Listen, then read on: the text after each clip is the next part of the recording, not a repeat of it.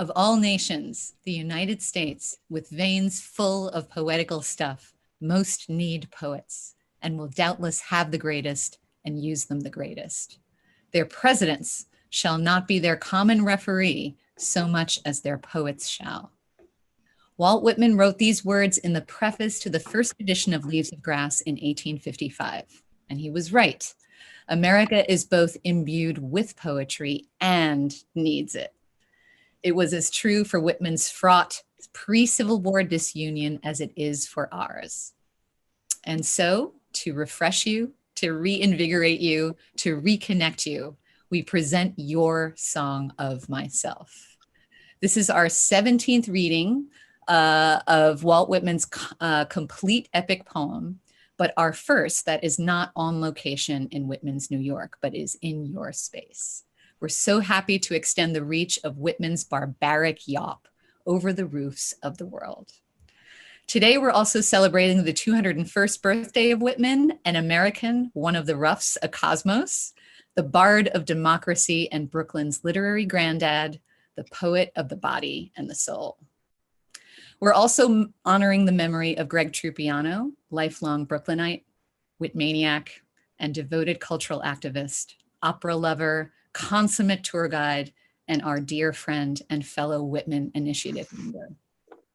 In the first years of the Song of Myself marathon, when I had trouble assigning the very lengthy section 33 to readers, Greg volunteered to read it and read it so passionately and vividly that it became one of the most requested sections of the 52 in the poem. This year, Greg's section will be shared by his beloved partner, Lon Black, and the dramatic contralto Nicole Mitchell, whom Greg often featured in his musical tributes. Other readers this year, incredible variety. We've got poets, printers, activists, waiters, performance artists, musicians, students, teachers, partners, parents, children, friends, in Whitman's own words, beloved song. And these tend inward to me, and I tend outward to them. Such as it is to be one of those one and all, the Song of Myself. I have lots of thanks to give here. Thanks to the Walt Whitman Initiative for enabling this reading. Ed Centeno, Emily Cormack, Eric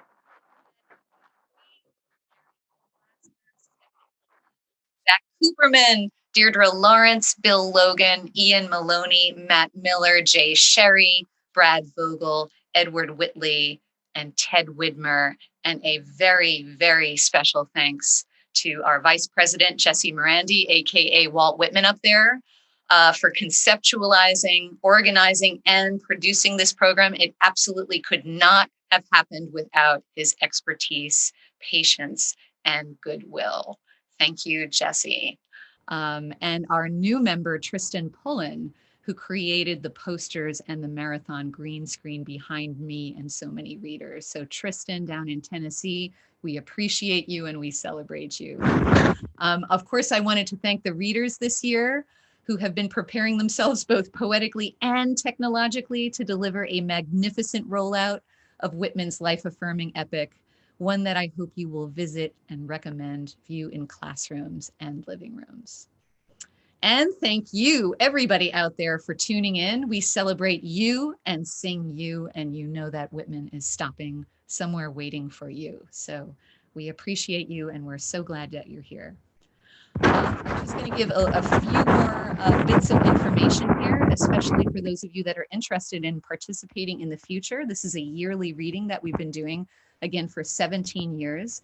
If you are interested in getting on our mailing list, it's Song of Myself Marathon at gmail.com. Sorry, almost forgot that. I can't believe that. Song of Myself Marathon at gmail.com.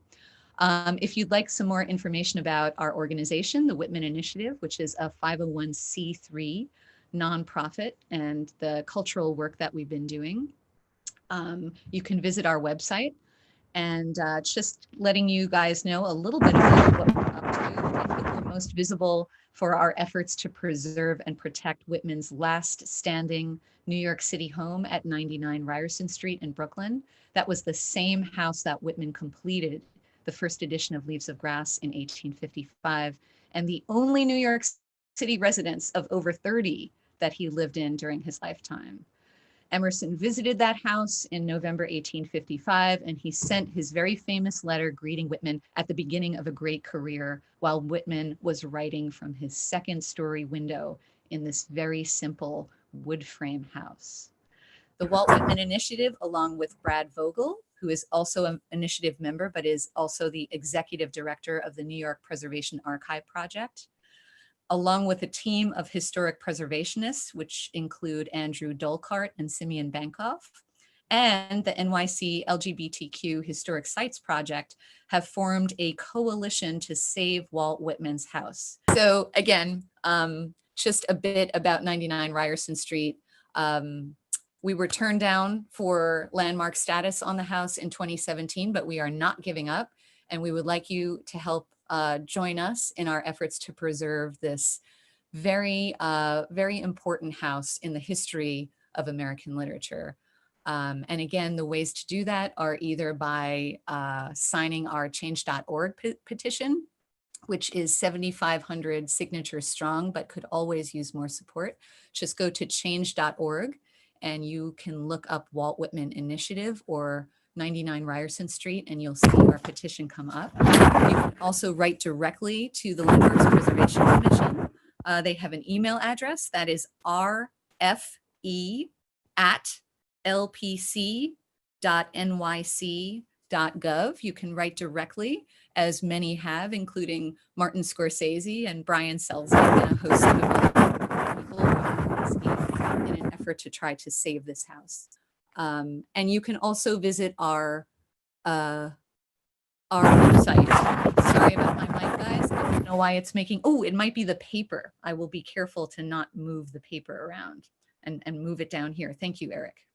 I'm not hitting it. I'm leaving my paper down here. Hint to you guys who put your reading on top of your computer, don't do it. Yeah. Visit our Walt Whitman Initiative website. You can see more information about how we have been working to protect Whitman's house at 99 Ryerson Street. You can also support us. We've got links up there as well. And you can always contact me personally at karen@waltwhitmaninitiative.org if you have questions, or if you have another way to help. We're all ears about that. Another thing that we've been planning is a gorgeous monument that we've commissioned from the designer Megan Lee to be placed near the site of the Rome printing shop. That shop is no longer extant, but that's where Whitman printed the first edition of Leaves of Grass in Brooklyn Heights. There's no marker there right now, but we have in the works a gorgeous, very modern, interactive monument. So not your typical plaque. It looks like it's going to cost us about $60,000, and we are raising money for that. So again, any information, you can go to our site, email me, or email one of our members, and let us know if you'd like to help. We've also been doing things like free lecture series. We just had one that was unfortunately interrupted by the coronavirus, but we had it going for the Brooklyn Lifelong Learners, which is a senior organization, which was really fun. And this summer, I'm very proud to announce, and this is the first time anyone is announcing it, that the Walt Whitman Initiative will be hosting a Summer of Robust American Love lecture series. Okay, how could that title not get you? And if the title doesn't get you, listen to some of the offerings.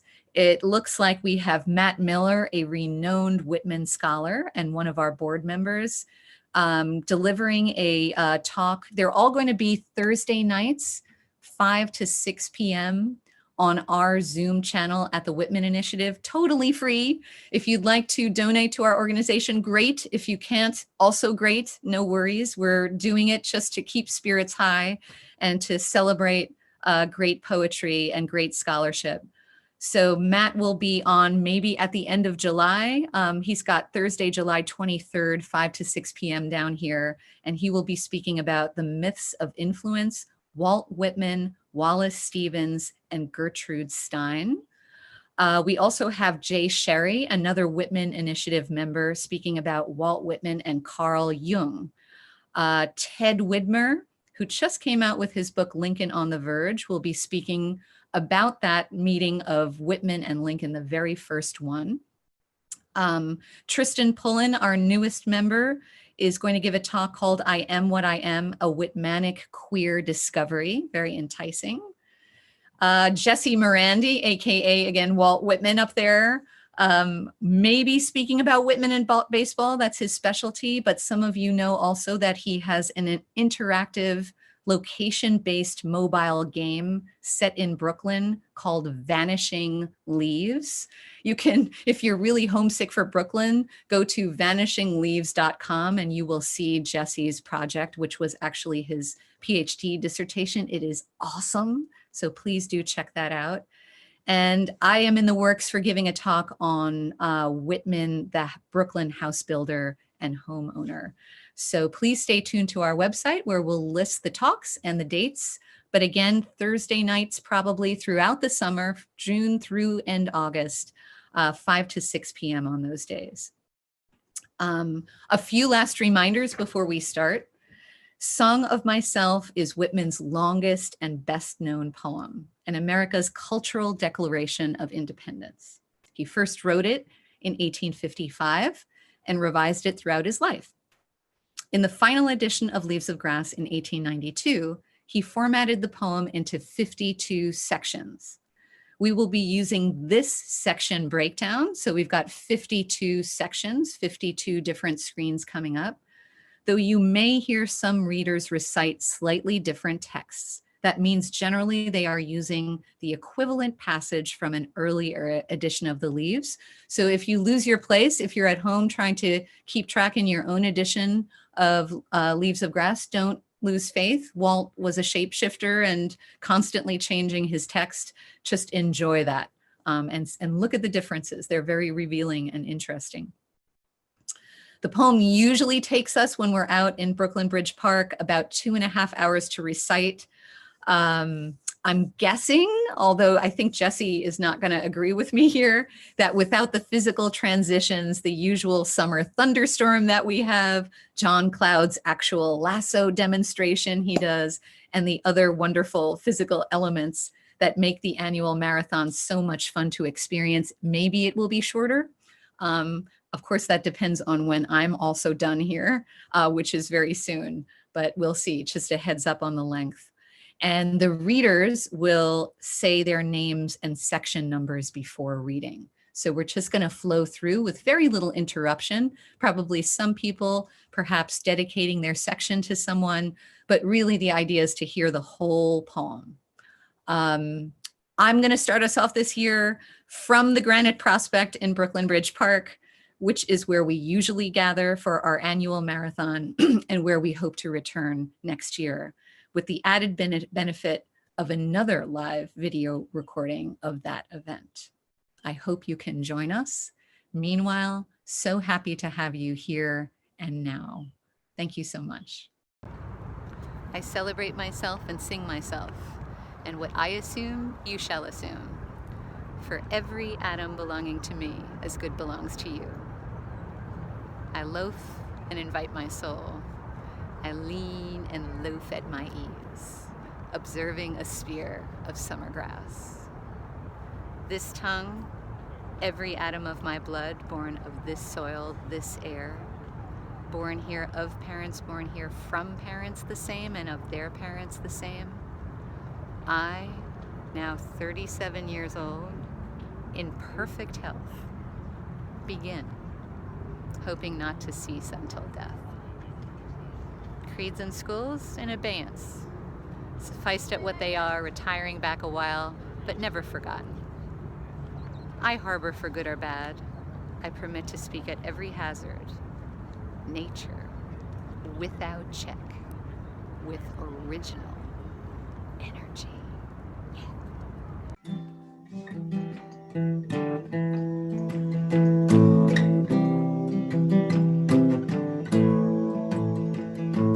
Houses and rooms are full of perfume.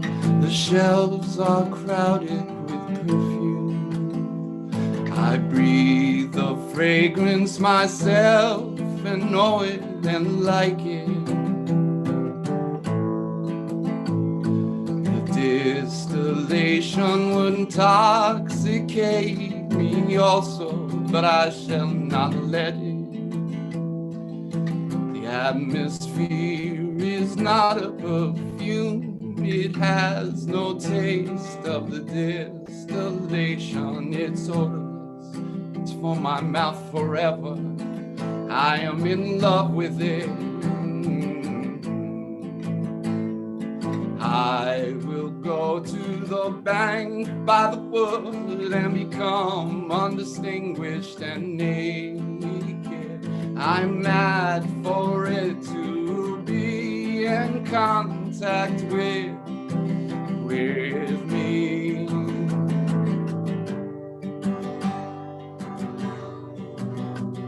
The smoke of my own breath ripples, buzz whispers, love root and filth, red crotch and vine.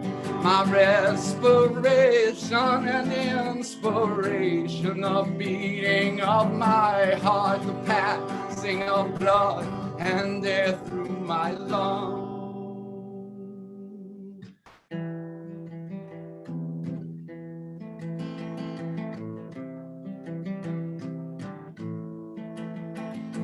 Sniff of green leaves and dry leaves of the shore and the dark-colored sea rocks of the hay in the barn, the sound of the belch words of my voice loose to the eddies of the wind, the play of shine and shade on the trees as the supple boughs they wave. The light alone in the rush of the streets or along the fields and the hillsides, the feeling of health and the moon day trill, the song of me rising from bed to meet the sun. Have you reckoned 1,000 acres much? Have you reckoned the earth much? Have you practiced so long to learn how to read? Have you felt so proud to get at the meaning of poems?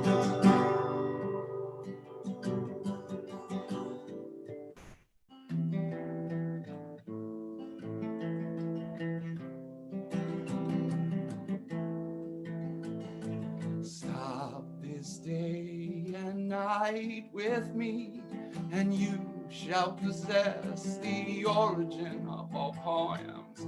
You shall possess the good of the earth and the sun. There are millions of suns there.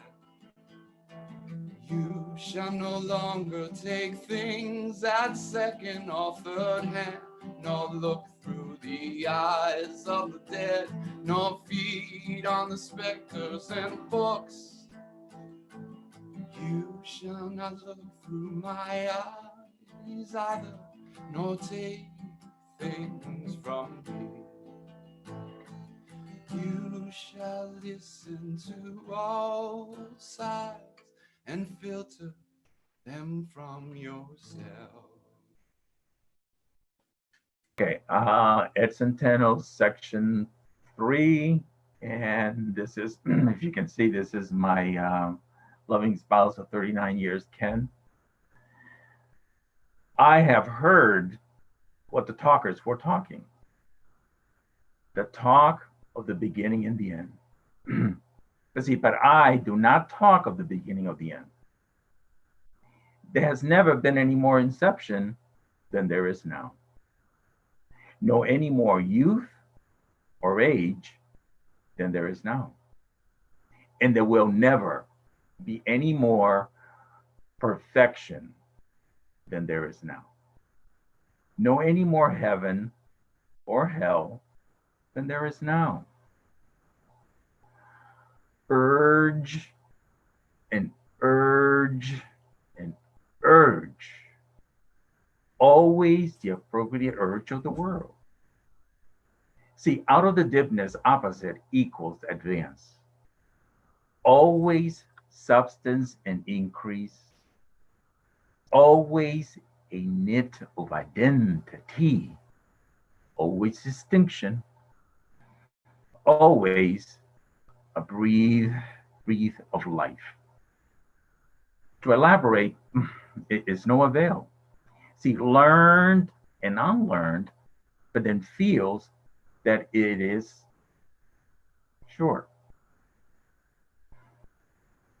Out of the dimness, opposite equals advance. Always substance and increase. Always a knit of identity. Always distinction. Always a breathe of life. To elaborate is no avail. Learned and unlearned, and then feels that it is so. You know, sure is the most certain sure, plump in the uprights, well entreated, raised in the beams, stout as a horse, affectionate, hoary, electrical.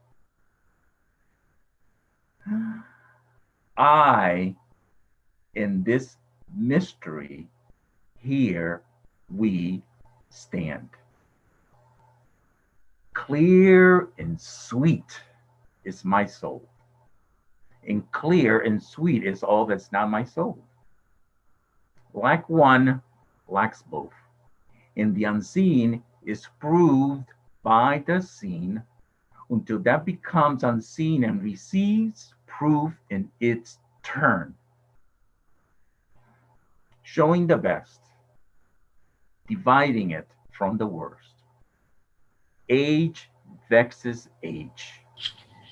Knowing the perfect fitness and equanimity of things.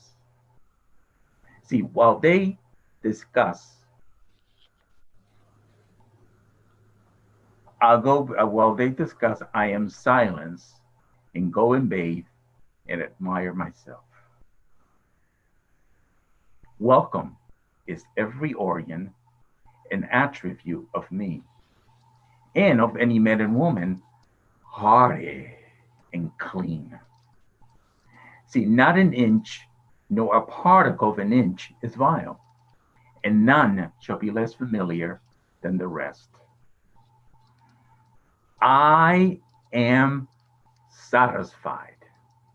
See, I see, I dance, laugh, sing. As God comes, a loving bedfellow, and sleeps at my side all night and closes the beep of the day, and leads me for me baskets covered with white towels, bulging the house with their plenty. Should I postpone my acceptation and realization and scream at my eyes that they turn from gazing after and down the road, and forthwith cipher and show me to a cent, and exactly the contents of one, and exactly the contents of two, and which one is ahead. Thank you. Dave Greenbaum. Trippers and askers surround me. People I meet, the effect upon me of my early life, of the ward and city I live in, of the nation, the latest news, discoveries, inventions, societies, authors old and new, my dinner, dress, associates, looks, business compliments, dues, the real or fancied indifference of some man or woman I love, the sickness of one of my folks, or of myself, or ill-doing, or loss or lack of money, or depressions, or exaltations. They come to me days and nights and go from me again. But they are not the me, myself. Paula Jeanine Bennett, second half of 4. Apart from the pulling and hauling stands what I am, stands amused, complacent, compassionating, idle, unitary, looks down, is erect, or bends an arm on an impalpable certain rest. Looking with side-curved head, curious what will come next, both in and out of the game, and watching and wondering at it. Backward I see in my own days where I sweated through fog with linguists and contenders. I have no mockings or arguments. I witness and wait. Hello, Michael Robertson from New Jersey, Walt Whitman's Final Home. I'm reading section 5, the climax of the poem in every sense. And I'm dedicating this to Miranda and Nico, watching from Paris. I believe in you, my soul. The other I am must not abase itself to you, and you must not be abased to the other. Loaf with me on the grass. Loose the stop from your throat. Not words, not music or rhyme I want, not custom or lecture, not even the best. Only the lull I like, the hum of your velvet voice. I mind how once we lay such a transparent summer morning, how you settled your head athwart my hips and gently turned over upon me, and parted the shirt from my bosom bone and plunged your tongue to my bare stripped heart, and reached till you felt my beard, and reached till you held my feet. Swiftly arose and spread around me the peace and knowledge that pass all the argument of the earth.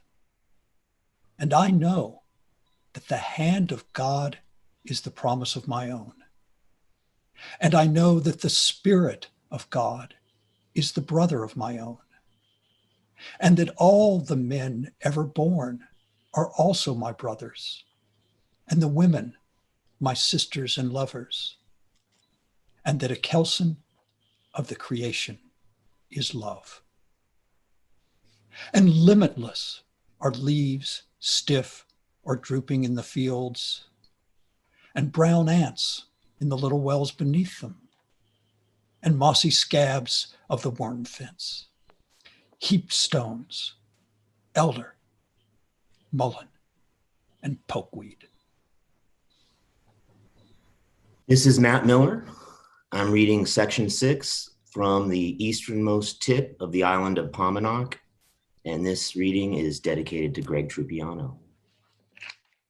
A child said, "What is the grass?" fetching it to me with full hands. How could I answer the child? I do not know what it is any more than he. I guess it must be the flag of my disposition, out of hopeful green stuff woven. Or I guess it is the handkerchief of the Lord, a scented gift and remembrancer, designedly dropped, bearing the owner's name some way in the corners that we may see and remark and say, whose? Or I guess the grass is itself a child, the produced babe of the vegetation. Or I guess it is a uniform hieroglyphic, and it means sprouting alike in broad zones and narrow zones, growing among the black folk as among white, Canuck, Tuckahoe, Congressman, Cuff. I give them the same. I receive them the same. And now it seems to me the beautiful, uncut hair of graves. Tenderly will I use you, curling grass. It may be you transpire from the breasts of young men. It may be, if I had known them, I would have loved them. It may be you are from old people or from offspring taken soon out of their mother's laps. And here you are, the mother's laps. The grass is very dark to be from the white heads of old mothers, darker than the colorless beards of old men, dark to come from under the faint red roofs of mouths. Oh, I perceive after all so many uttering tongues, and I perceive they do not come from the roofs of mouths for nothing. I wish I could translate the hints about the dead young men and women, and the hints about the old men and mothers, and the offspring taken soon out of their laps. What do you think has become of the young men and old men? What do you think has become of the women and children? They are alive and well somewhere. The smallest sprout shows that there really is no death. And if ever there was, it led forth life and does not wait at the end to arrest it, and ceased the moment life appeared. All goes onward and outward, nothing collapses. And to die is different from what anyone supposed, and luckier.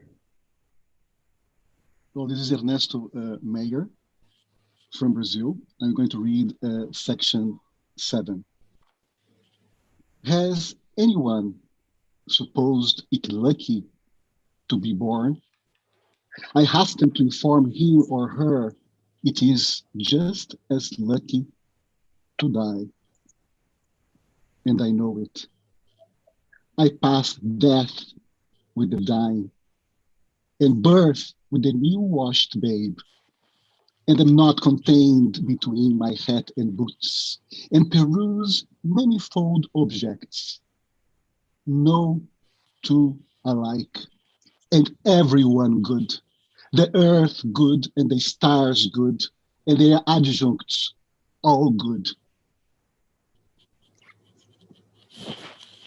I'm not an earth, nor an adjunct of an earth. I am the mate and companion of people, all just as immortal and fathomless as myself. They do not know how immortal, but I know. Every kind for itself and its own. For me, mine, male and female. For me, those that have been boys and that love women. For me, the man that's proud and feels how it stings to be slighted. For me, the sweetheart and the old maid. For me, mothers and the mothers of mothers. For me, lips that have smiled, eyes that have shed tears. For me, children and the begetters of children.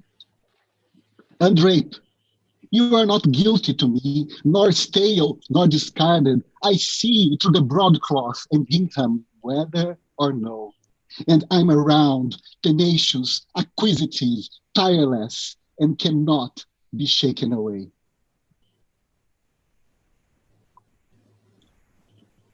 This is David Groff reading on behalf of Carl Hancock, Section 8. Can I be heard? Yes, we hear you, David. I'm going to try to get you to be seen too.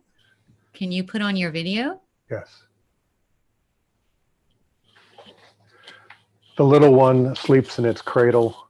I lift the gauze and look a long time and silently brush away flies with my hand. The youngster and the red-faced girl turn aside up the bushy hill. I peeringly view them from the top. The suicide sprawls on the bloody floor of the bedroom.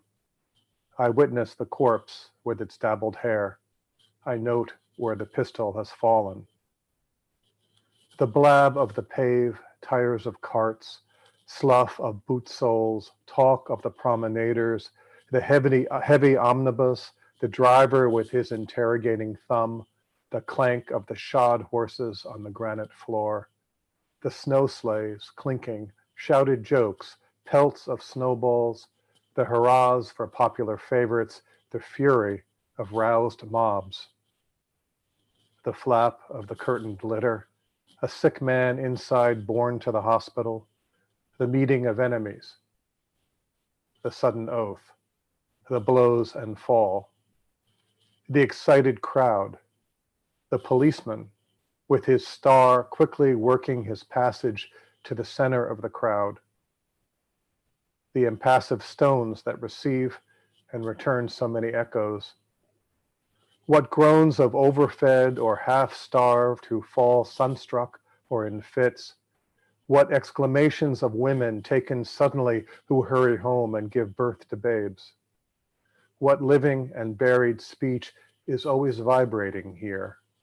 What howls restrained by decorum, arrests of criminals, slights, adulterous offers made, acceptances, rejections with convex lips.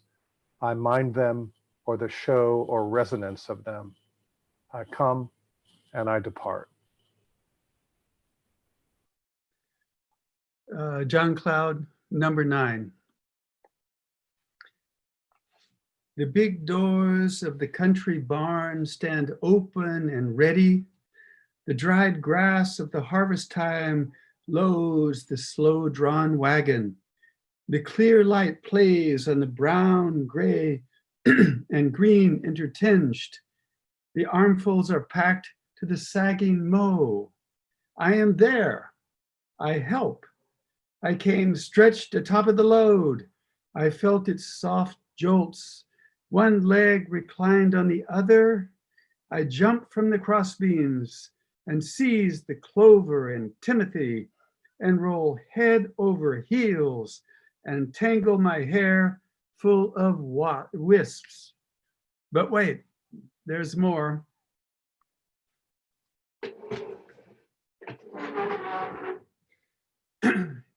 Let's see if this works in the Zoomscape. I am small. I include minitudes. This is the world's smallest lasso in memory of Greg.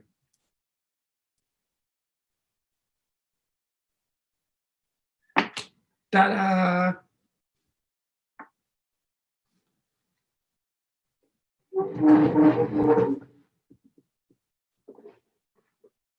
Stefan Killen, reading section 10 from Clinton Hill, just a few blocks from Ryerson Street. Alone, far in the wilds and mountains I hunt, wandering amazed at my own lightness and glee. In the late afternoon, choosing a safe spot to pass the night, kindling a fire and broiling the fresh killed game, falling asleep on the gathered leaves with my dog and gun by my side. The Yankee Clipper is under her sky sails. She cuts the sparkle and scud. My eyes settle the land. I bend at her prow or shout joyously from the deck. The boatmen and clam diggers arose early and stopped for me. I tucked my trouser ends in my boots and went and had a good time. You should have been with us that day, round the chowder kettle. I saw the marriage of the trapper in the open air in the far west. The bride was a red girl. Her father and his friends sat near, cross-legged and dumbly smoking. They had moccasins to their feet and large, thick blankets hanging from their shoulders. On a bank lounged the trapper.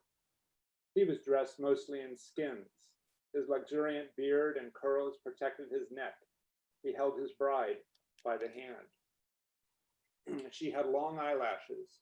Her head was bare, her course straight. Locks descended upon her voluptuous limbs and reached to her feet. The runaway slave came to my house and stopped outside. I heard his motions crackling the twigs of the woodpile. Through the swung half door of the kitchen, I saw him, limpsy and weak, and went where he sat on a log and led him in and assured him and brought water and filled a tub for his sweated body and bruised feet and gave him a room that entered from my own and gave him some coarse, clean clothes. And remember perfectly well his revolving eyes and his awkwardness and remember putting plasters on the galls of his neck and ankles. He stayed with me a week before he was recuperated and passed north. I had him sit next to me at table. My firelock leaned in the corner. Let's do it. 28 young men bathe by the shore. 28 young men, and all so friendly.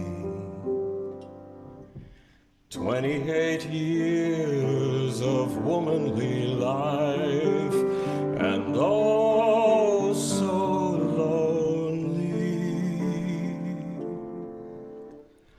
She owns the fine house by the rise of the bank. She hides handsome and richly dressed aft the blinds of the window.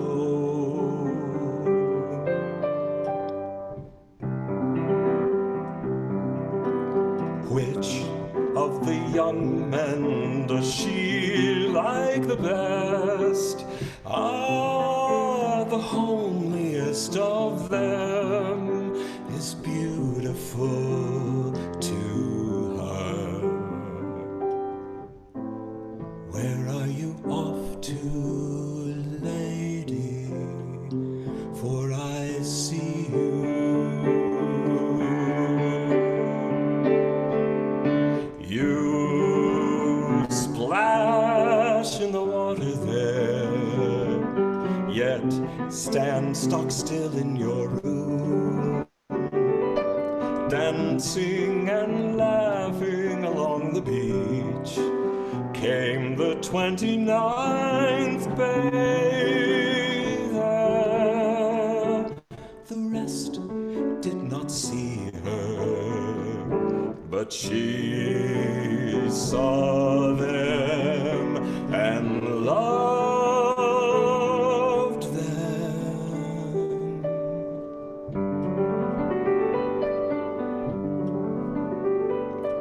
The beards of the young men glistened with wet. It ran from their long hair. Little streams passed over their bodies.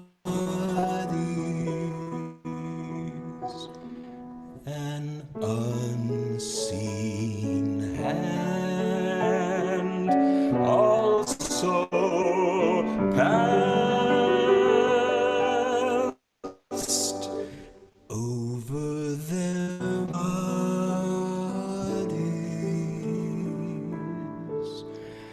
It descended tremblingly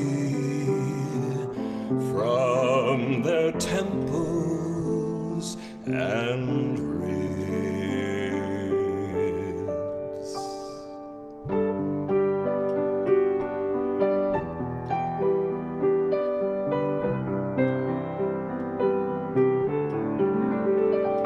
The young men float on their backs, their white bellies bulge to the sun. They do not ask who seizes fast to them. They do not know who puffs and declines with pendant and bending arch. They do not think whom they souse with spray.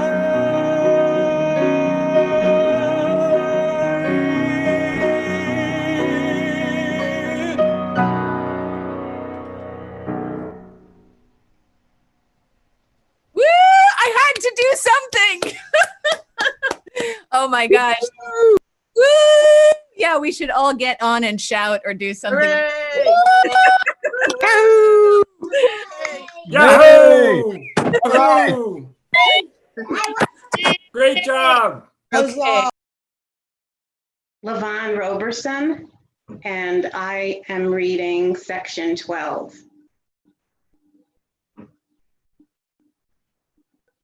The butcher boy puts off his killing clothes or sharpens his knife at the stall in the market. I loiter, enjoying his repartee and his shuffle and breakdown. Blacksmiths with grimed and hairy chests environ the anvil. Each has his main sledge. They are all out. There is a great heat in the fire. From the cinder-strewn threshold, I follow their movements. The lithe sheer of their waists plays even with their massive arms. Overhand, the hammers swing. Overhand, so slow. Overhand, so sure. They do not hasten. Each man hits in his place. The Negro holds firmly the reins of his 4 horses. The block sags underneath on its tied-over chain. The Negro that drives the long dray of the stone yard, steady and tall, he stands poised on one leg on the string piece. His blue shirt exposes the ample neck and breast and loosens over his hip band. His glance is calm and commanding. He tosses the slouch of his hat away from his forehead. The sun falls on his crispy hair and mustache, falls on the black of his polished and perfect limbs. I behold the picturesque giant, and I love him. I do not stop there. I go with the team also. In me, the caresser of life, wherever moving, backward as well as forward sleuthing, to niches aside and juniors bending, not a person or object missing, absorbing all to myself for this song. Oxen that rattle the yoke and chain or halt in the leafy shade, what is that you express in your eye? It seems to me more than all the print I have read in my life. My thread scares the wood drink, the wood duck on my distant and day-long ramble. They rise together. They slowly circle around. I believe in those wings' purpose and acknowledge the red, yellow, white playing within me. And consider green and violet and the tuffled crown intentionally. And do not call the tortoise unworthy because she is not something else. And the jay in the wood never studied the gamut, yet thrills pretty well to me. And the look of the bay mare shames stillness out of me. Okay, I'm Barbara Henry, section 14. In the print shop from the first edition. The wild gander leads his flock through the cool night. Ya honk, he says, and sounds it down to me like an invitation. The pert may suppose it meaningless, but I listen closer. I find its purpose and place up there toward the November sky. The sharp-hoofed moose of the north, the cat on the house sill, the chickadee, the prairie dog, the litter of the grunting sow as they tug at her teats, the brood of the turkey hen, and she with her half-spread wings. I see in them and myself the same old law. The press of my foot to the earth springs 100 affections. They scorn the best I can do to relate them. I am enamored of growing outdoors, of men that live among cattle or taste of the ocean or woods. of the builders and steerers of ships, of the wielders of axes and mauls, of the drivers of horses. I can eat and sleep with them week in and week out. What is commonest and cheapest and nearest and easiest is me. Me going in for my chances, spending for vast returns, adorning myself to bestow on the first that will take me, not asking the sky to come down to my goodwill, scattering it freely forever. This is Lisa New. I'm here at the tip of Cape Cod reading section 15. The pure contralto sings in the organ loft. The carpenter dresses his plank. The tongue of his foreplane whistles its wild ascending lisp. The married and unmarried children ride home to their Thanksgiving dinner. The pilot seizes the kingpin. He heaves down with a strong arm. The mate stands braced in the whaleboat. Lance and harpoon are ready. The duck shooter walks by silent and cautious stretches. The deacons are ordained with crossed hands at the altar. The spinning girl retreats and advances to the hum of the big wheel. The farmer stops by the bars as he walks on a first day loaf and looks at the oats and rye. The lunatic is carried at last to the asylum, a confirmed case. He will never sleep anymore as he did in the cot in his mother's bedroom. The jour printer with gray head and gaunt jaws works at his case. He turns his quid of tobacco while his eyes blur with the manuscript. The malformed limbs are tied to the surgeon's table. What is removed drops horribly in a pail. The quadroon girl is sold at the auction stand. The drunkard nods by the barroom stove. The machinist rolls up his sleeves. The policeman travels his beat. The gatekeeper marks who pass. The young fellow drives the express wagon. I love him, though I do not know him. The half-breed straps on his light boots to compete in the race. The Western turkey shooting draws old and young. Some lean on their rifles, some sit on logs. Out from the crowd steps the marksman, takes his position, levels his piece. The groups of newly come immigrants cover the wharf or levee. As the woolly pates hoe in the sugar field, the overseer views them from his saddle. The bugle calls in the ballroom. The gentlemen run for their partners. The dancers bow to each other. The youth lies awake in the cedar-roofed garret and harks to the musical rain. The wolverine sets traps on the creek that helps fill the Huron. The squaw, wrapped in her yellow-hemmed cloth, is offering moccasins and bead bags for sale.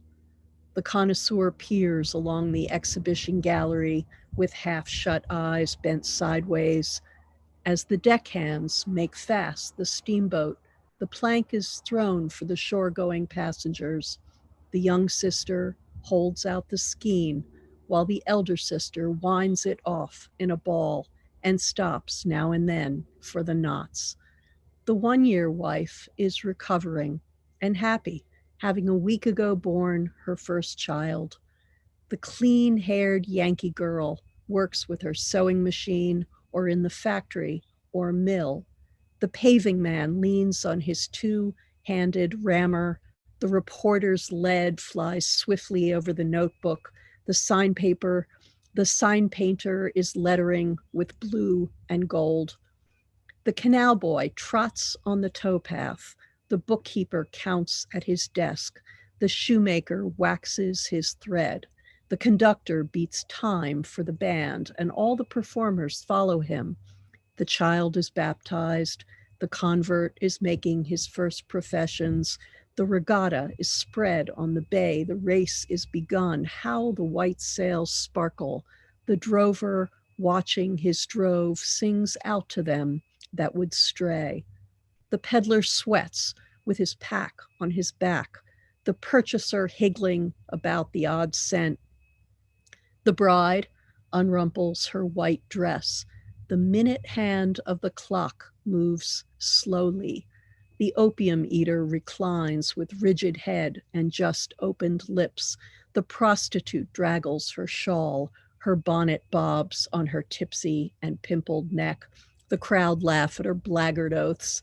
The men jeer and wink to each other. Miserable, I do not laugh at your oaths, nor jeer you.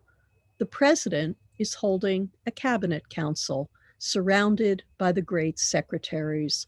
On the piazza walk three matrons, stately and friendly, with twined arms, the crew of the fish smack pack, repeated layers of halibut in the hold. The Missourian crosses the plains, toting his wares and his cattle. As the fare collector goes through the train, he gives notice by the jingling of loose change. The floormen are laying the floor. The tinners are tinning the roof. The masons are calling for mortar. In single file, each shouldering his hod, pass onward the laborers. Seasons pursuing each other, the indescribable crowd is gathered. It is the 4th of 7th month. What salutes of cannon and small arms, seasons pursuing each other. The plower plows, the mower mows, and the winter grain falls in the ground. On the lakes, off the lakes, the pike fisher watches and waits by the hole in the frozen surface. The stumps stand thick round the clearing. The squatter strikes deep with his axe. Flatboatmen make fast toward dusk near the cottonwood or pecan trees. Coon seekers go through the regions of the Red River, or through those drained by the Tennessee, or through those of the Arkansas. Torches shine in the dark that hangs on the Chattahoochee or Altamaha. Patriarchs sit at supper with sons and grandsons and great-grandsons around them. In walls of adobe, in canvas tents, rest hunters and trappers after their day's sport. The city sleeps and the country sleeps. The living sleep for their time, the dead for their time. The old husband sleeps by his wife, and the young husband sleeps by his wife. And these tend inward to me, and I tend outward to them. And such as it is to be of these more or less, I am, and of these one and all, I weave the song of myself. This is George Wallace on behalf of the Walt Whitman Birthplace, section 16. I am of old and young, of the foolish as well as the wise, regardless of others and ever regardful of others, maternal as well as paternal, a child as well as a man, stuffed with the stuff that is coarse, stuffed with the stuff that is fine. One of the nation of many nations, the smallest the same and the largest the same. A southerner soon as a northerner, a planter nonchalant and hospitable, down by the Oconee I live. A Yankee bound my own way, ready for trade. My joints, the limberest joints on earth, and the sternest joints on earth. A Kentuckian, walking the vale of the Elkhorn in my deerskin leggings. A Louisianian, or Georgian, a boatman over lakes or bays or along coasts. A Hoosier, Badger, Buckeye, at home on Canadian snowshoes, or up in the bush, or with fishermen off Newfoundland. At home in the fleet of ice boats, sailing with the rest and tacking. At home on the hills of Vermont, or in the woods of Maine, or the Texan ranch. Comrade of Californians, comrade of free Northwesterners, loving their big proportions, comrade of raftsmen and coalmen, comrade of all who shake hands, and welcome to drink and meet. A learner with the simplest, a teacher of the thoughtfulest, a novice beginning yet experienced of myriad of seasons, of every hue and caste am I, of every rank and religion, a farmer, mechanic, artist, gentleman, sailor, Quaker, prisoner, fancy man, rowdy, lawyer, physician, priest. I resist anything better than my own diversity. Breathe the air, but leave plenty after me. I'm not stuck up and am in my place. The moth and the fish eggs are in their place. The bright suns I see and the dark suns I cannot see are in their place. The palpable is in its place, and the impalpable is in its place.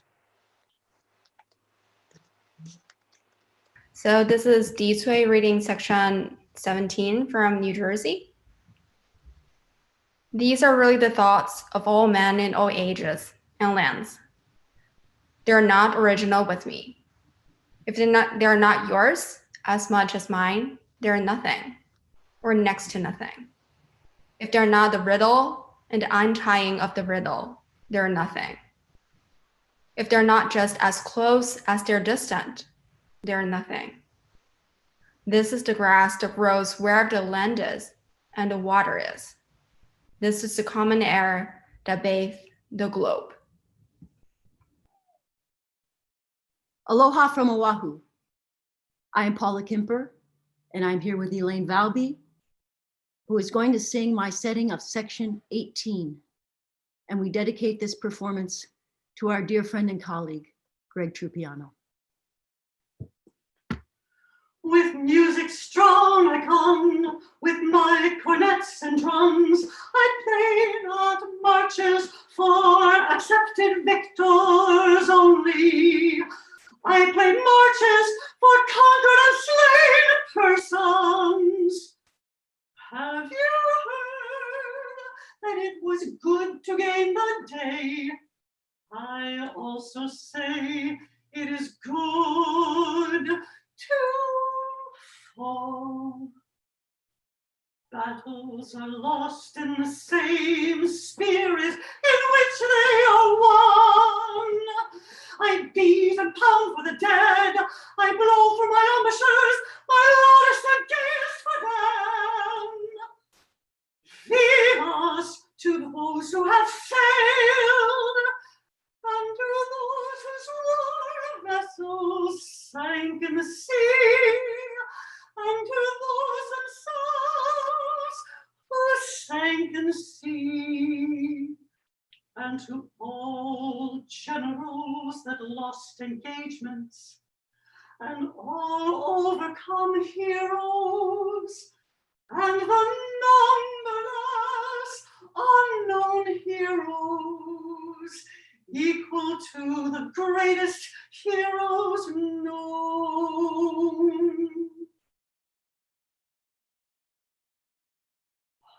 Woo! Indeed. All right. This is Julia Garrow coming to you from the Canadian Whitmanites in small town Ontario. I'm reading section 19.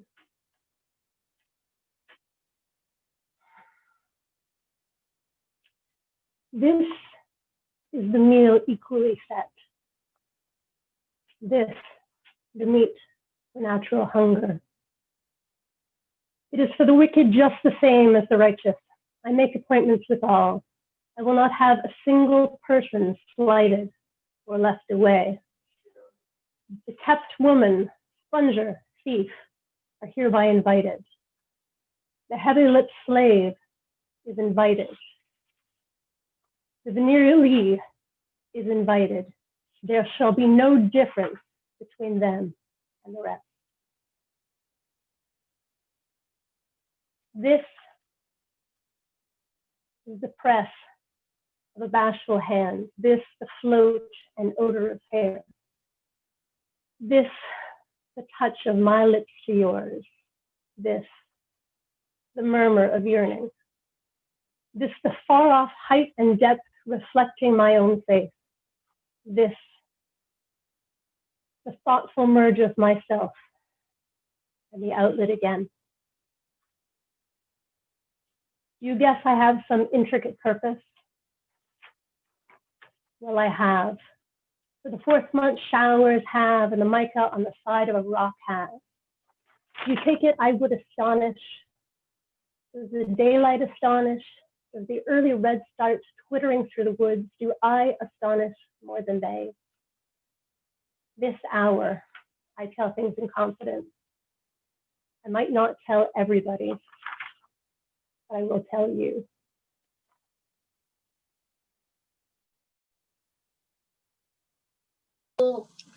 Preach, preach. I know. I have a feeling we have to like start applauding each other. We're all in tears, Julia. Beautiful, beautiful. Okay.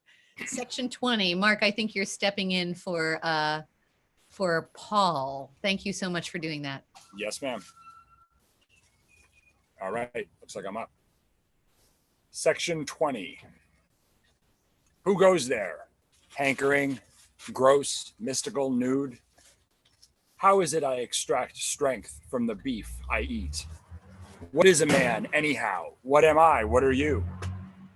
All I mark as my own, you shall offset it with your own. Else it were time lost listening to me. I do not snivel that snivel the world over, that months are vacuums and the ground but wallow and filth. Whimpering and truckling fold with powders for invalids. Conformity goes to the 4th removed. I wear my hat as I please, indoors or out. Why should I pray? Why should I venerate and be ceremonious? Having pried through the strata, analyzed to a hair, counseled with doctors and calculated close, I find no sweeter fat than sticks to my own bones. In all people I see myself, none more and not one a barleycorn less. And the good or bad I say of myself, I say of them. I know I am solid and sound.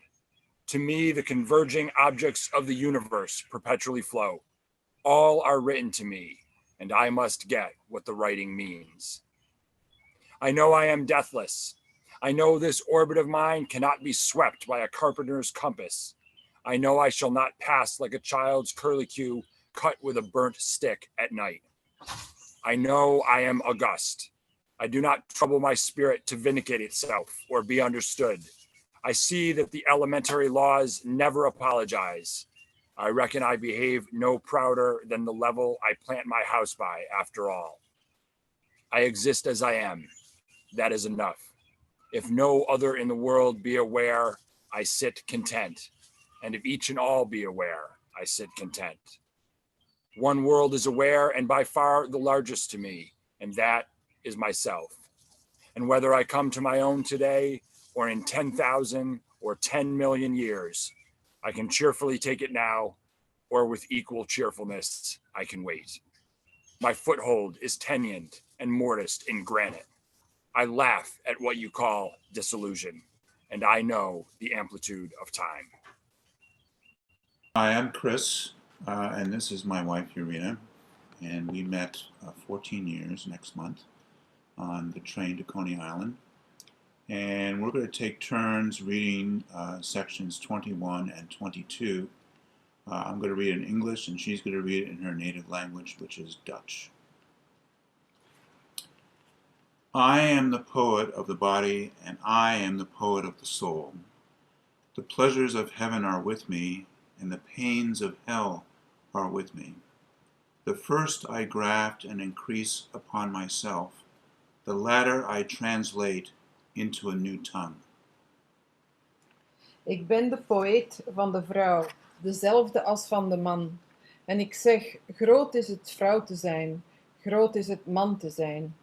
En ik zeg, niets is groter dan moeder te zijn van de mensen. Ik zing de zang van hoogheid en hoogmoed.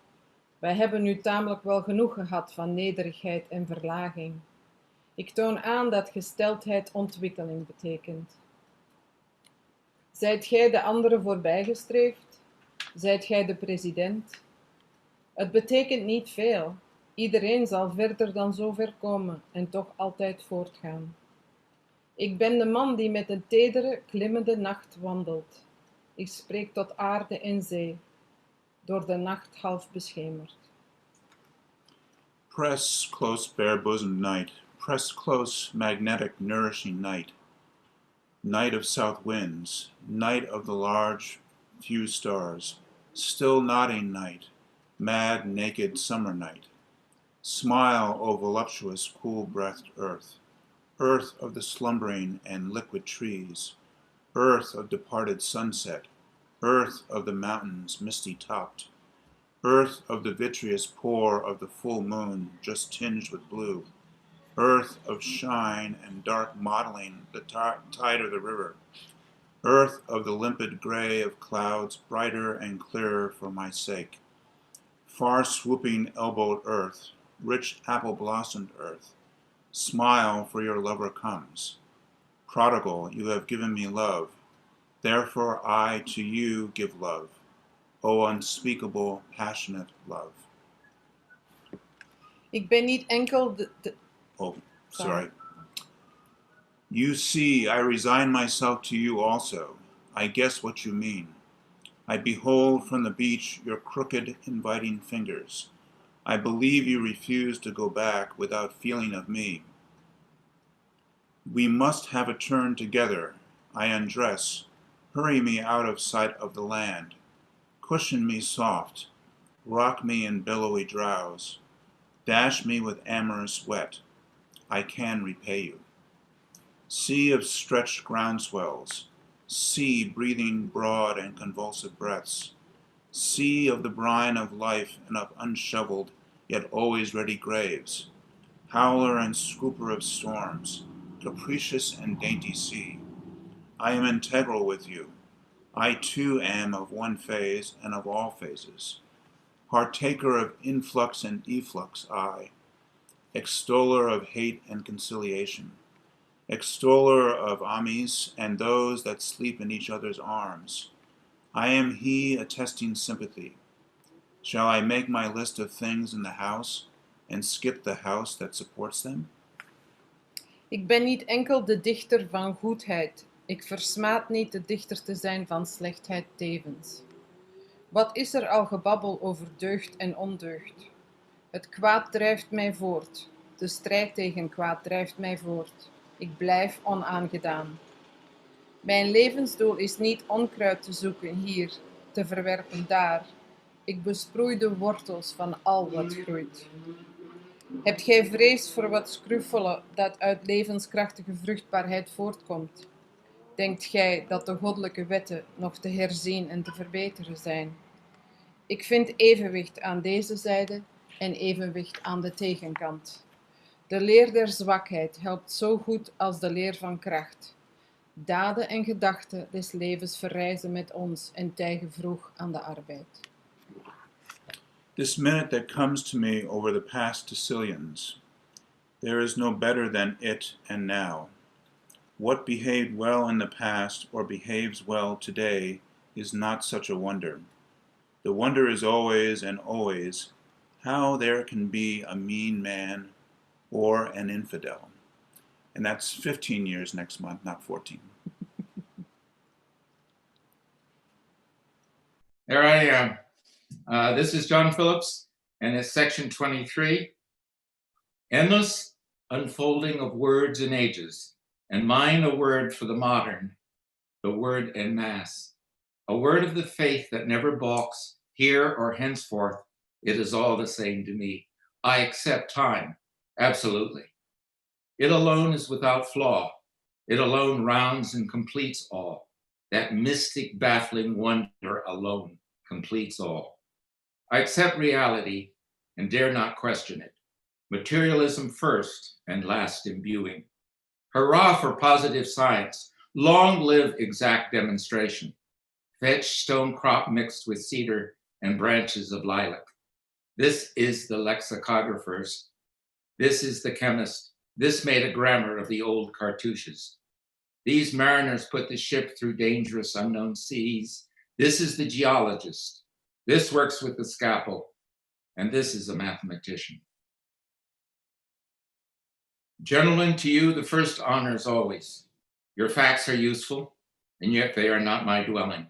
I but enter by them to an area of my dwelling.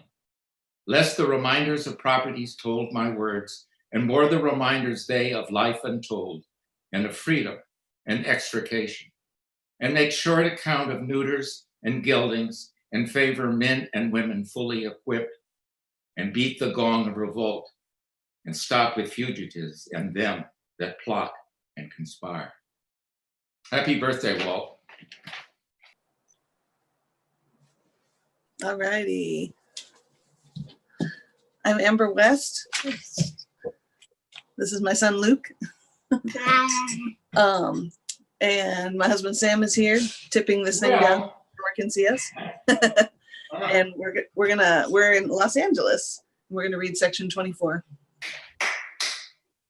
Walt Whitman, a cosmos of Manhattan, the sun, turbulent, fleshy, sensual, eating, drinking, and breeding, no sentimentalist, no stander above men and women or apart from them, no more modest than immodest. Unscrew the locks from the doors, unscrew the doors themselves from their jams. Whoever degrades another degrades me, and whatever is done or said returns at last to me. Through me, the afflatus surging and surging, through me, the current and index. I speak the password primeval. I give the sign of democracy. By God, I will accept nothing which all cannot have their counterparts of on the same terms. Through me, many long, dumb voices, voices of the interminable generations of prisoners and slaves, voices of the diseased and despairing, and of thieves and dwarfs, voices of cycles of preparation and accretion. There we are. And of the threads that connect the stars, and of wombs and of the father stuff, and of the rights of them the others are down upon, of the deformed, trivial, flat, foolish, despised, fog in the air, beetles rolling balls of dung. Through me, forbidden voices, voices of sexes and lusts, voices veiled and I remove the veil, voices indecent by me clarified and transfigured. I do not press my fingers across my mouth. I keep as delicate around the bowels as around the head and heart. Copulation is no more rank to me than death is. I believe in the flesh and the appetites. Seeing, hearing, feeling are miracles, and each part and tag of me is a miracle. Divine I am, inside and out, and I make holy whatever I touch or am touched from. The scent of these armpits, aroma finer than prayer. This head more than churches, Bibles, and all the creeds. If I worship one thing more than another, it shall be the spread of my own body or any part of it. Translucent mold of me, it shall be you. It shall be you. It shall be you. Shaded ledges and rests, it shall be you. Firm masculine culture, it shall be you. Whatever goes to the tilt of me, it shall be you. You, my rich blood, your milky stream, pale strippings of my life, breast that presses against other breasts, it shall be you. My brain, it shall be your occult convolutions. Root of washed sweet flag, timorous pond snipe, nest of guarded duplicate eggs. It shall be you. Mixed tussled hay of head, beard, brawn. It shall be you. Trickling sap of maple, fiber of manly wheat. It shall be you. Sun so generous. It shall be you. Trickling sap, I'd said that already. Vapors lighting and shading my face. It shall be you. You sweaty brooks and dews. It shall be you. Winds whose soft tickling genitals rub against me. It shall be you. Broad muscular fields, branches of live oak, loving lounger in my winding paths. It shall be you. Hands I have taken, face I have kissed, mortal I have ever touched. It shall be you.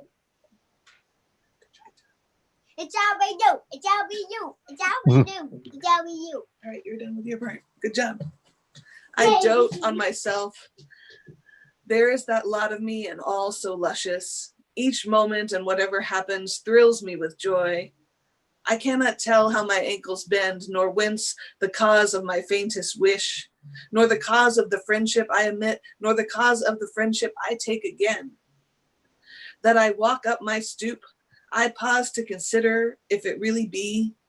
A morning glory at my window satisfies me more than the metaphysics of books. To behold the daybreak, the little light fades, the immense and diaphanous shadows. The air tastes good to my palate. Hefts of the moving world at innocent gambols, silently rising, freshly exuding, scooting obliquely, high and low.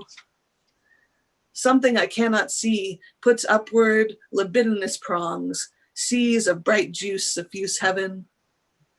The earth by the sky stayed with, the daily close of their junction, the heaved challenge from east, that moment over my head, the mocking taunt. See then whether you shall be master. Shall be you. Section 25, this is David Groff, and I dedicate it to the life of George Floyd.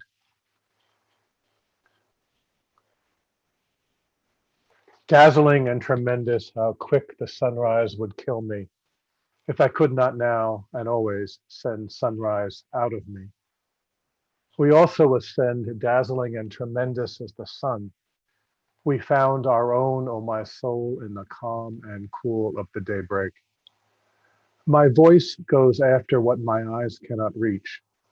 With the twirl of my tongue, I encompass worlds and volumes of worlds. Speech is the twin of my vision. It is unequal to measure itself. It provokes me forever. It says sarcastically, Walt, you contain enough.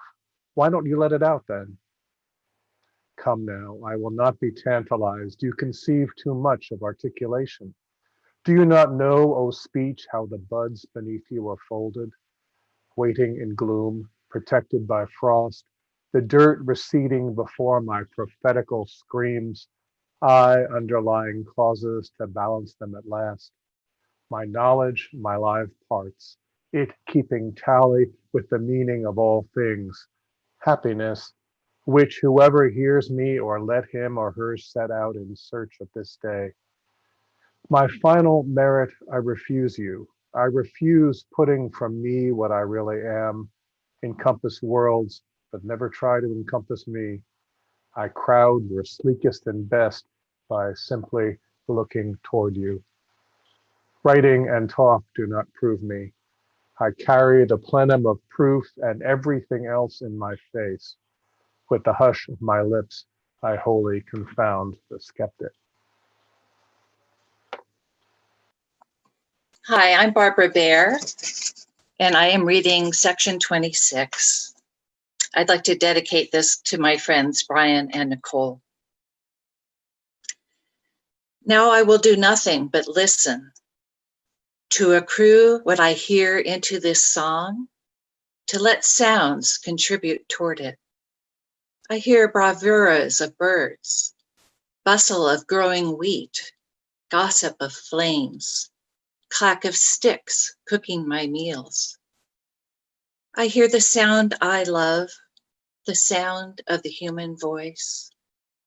I hear all sounds running together, combined, fused, or following. Sounds of the city and sounds out of the city. Sounds of the day and night. Talkative young ones to those that like them. The loud laugh of work people at their meals. The angry bass of disjointed friendship. The faint tones of the sick. The judge with hands tight to the desk, his pallid lips pronouncing a death sentence. The heave-o of stevedores unlading ships by the wharves, the refrain of the anchor lifters. The ring of alarm bells, the cry of fire, the whir of swift streaking engines and hose carts with premonitory tinkles and colored lights. The steam whistle, the solid roll of the train of approaching cars, the slow march played at the head of the association, marching 2 and 2. They go to guard some corpse. The flag tops are draped with black muslin. I hear the violoncello. 'Tis the young man's heart's complaint. I hear the keyed cornet. It glides quickly in through my ears. It shakes mad sweet pangs through my belly and breast. I hear the chorus. It is a grand opera. Ah, this is indeed music. This suits me. A tenor large and fresh as the creation fills me. This orbic flex of his mouth is pouring and filling me full. I hear the trained soprano. What work with hers is this? The orchestra whirls me wider than Uranus flies. It wrenches such ardors for me, I did not know I possessed them. It sails me. I dab with bare feet. They are licked by the indolent waves. I am cut by bitter and angry hail. I lose my breath. Steeped amid honeyed morphine, my windpipe throttled, it in fakes of death. At length, let up again to feel the puzzles of puzzles, and that we call being. I'm Faye Greenbaum, section 27, and I'm dedicating it to the world that's described in this poem and in which we all live. To be in any form, what is that? If nothing lay more developed, the quahog and its callous shell were enough. Mine is no callous shell. I have instant conductors all over me. Whether I pass or stop, they seize every object and lead it harmlessly through me. I merely stir, press, feel with my fingers, and I'm happy to touch my person to someone else's is about as much as I can stand. My name is Brad Vogel. I'm Jerome Ellison Murphy. And first we're going to start with an excerpt from Walt Whitman's poem, I Sing the Body Electric. Do you know so much that you call the slave or the dull face ignorant? Within there runs his blood, the same old blood, the same red running blood. There swells and jets his heart. There all passions and desires, all reachings and aspirations. Do you think they are not there because they are not expressed in parlors and lecture rooms?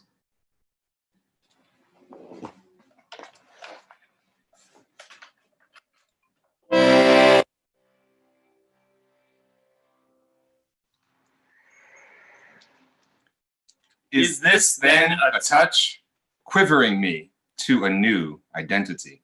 Flames and ether making a rush for my veins. Treacherous tip of me, reaching and crowding to help them. My flesh and blood playing out. Lightning to strike what is hardly different from myself. On all sides, prurient provokers stiffening my limbs. Straining the udder of my heart for its withheld drip. Behaving licentious toward me, taking no denial. Depriving me of my best as for a purpose. Unbuttoning my clothes, holding me by the bare waist. Diluting my confusion with the calm of the sunlight and pasture fields. Immodestly sliding the fellow senses away. They bribed to swap off with touch and go and graze at the edges of me. No consideration, no regard for my draining strength or my anger. Fetching the rest of the herd around to enjoy them a while. Then, all uniting to stand on a headland and worry me. The centuries desert every other part of me. They have left me helpless to a red marauder. They all come to the headland to witness and assist against me. I am given up by traitors. I talk wildly. I have lost my wits. I and nobody else am the greatest traitor. I went myself first to the headland. My own hands carried me there. You villain touch! What are you doing? My breath is tight in its throat. Unclench your floodgates. You are too much for me. Hi, Bradley Nelson here with section 29. Blind, loving, wrestling touch, sheathed, hooded, sharp-toothed touch. Did it make you ache so, leaving me? Parting tracked by arriving, perpetual payment of perpetual loan. Rich, showering rain, and recompense richer afterward. Sprouts take and accumulate, stand by the curb, prolific and vital. Landscapes projected, masculine, full-sized, and golden.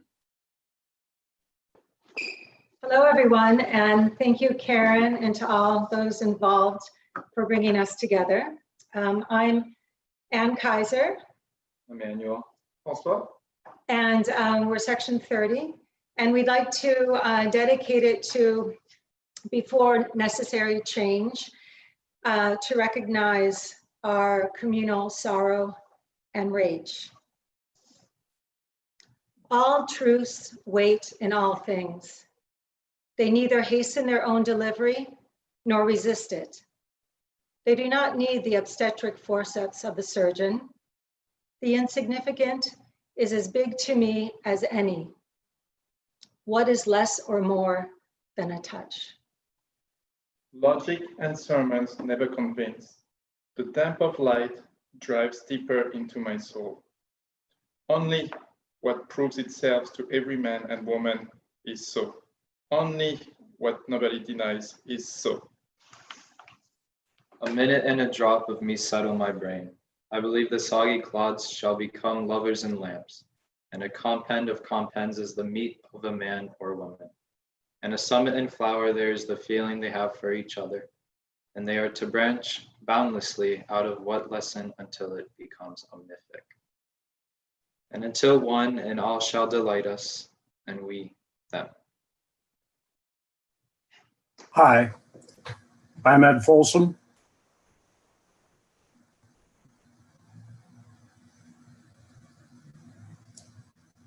Hi, I'm Ed Folsom in Iowa City. In the spirit of Whitman, I dedicate this to the nation of equality and justice that we must build together out of the cultural wreckage around us today. Section 31. I believe a leaf of grass is no less than the journey work of the stars.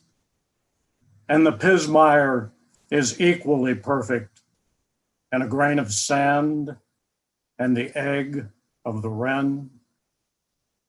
And the tree toad is a chev dove for the highest, and the running blackberry would adorn the parlors of heaven.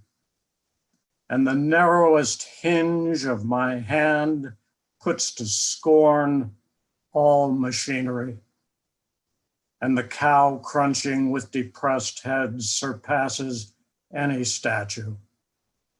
And a mouse is miracle enough to stagger sextillions of infidels.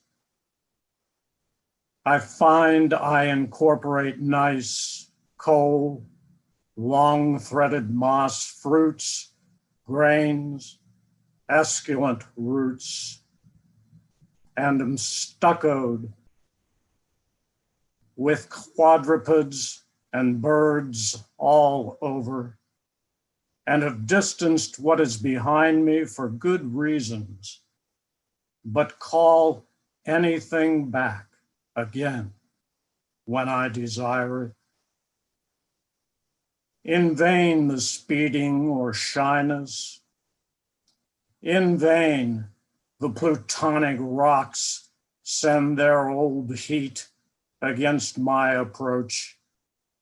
In vain the mastodon retreats beneath its own powdered bones.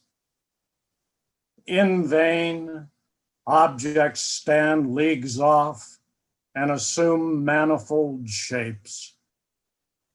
In vain the ocean settling in hollows and the great monsters lying low. In vain the buzzard houses herself with the sky.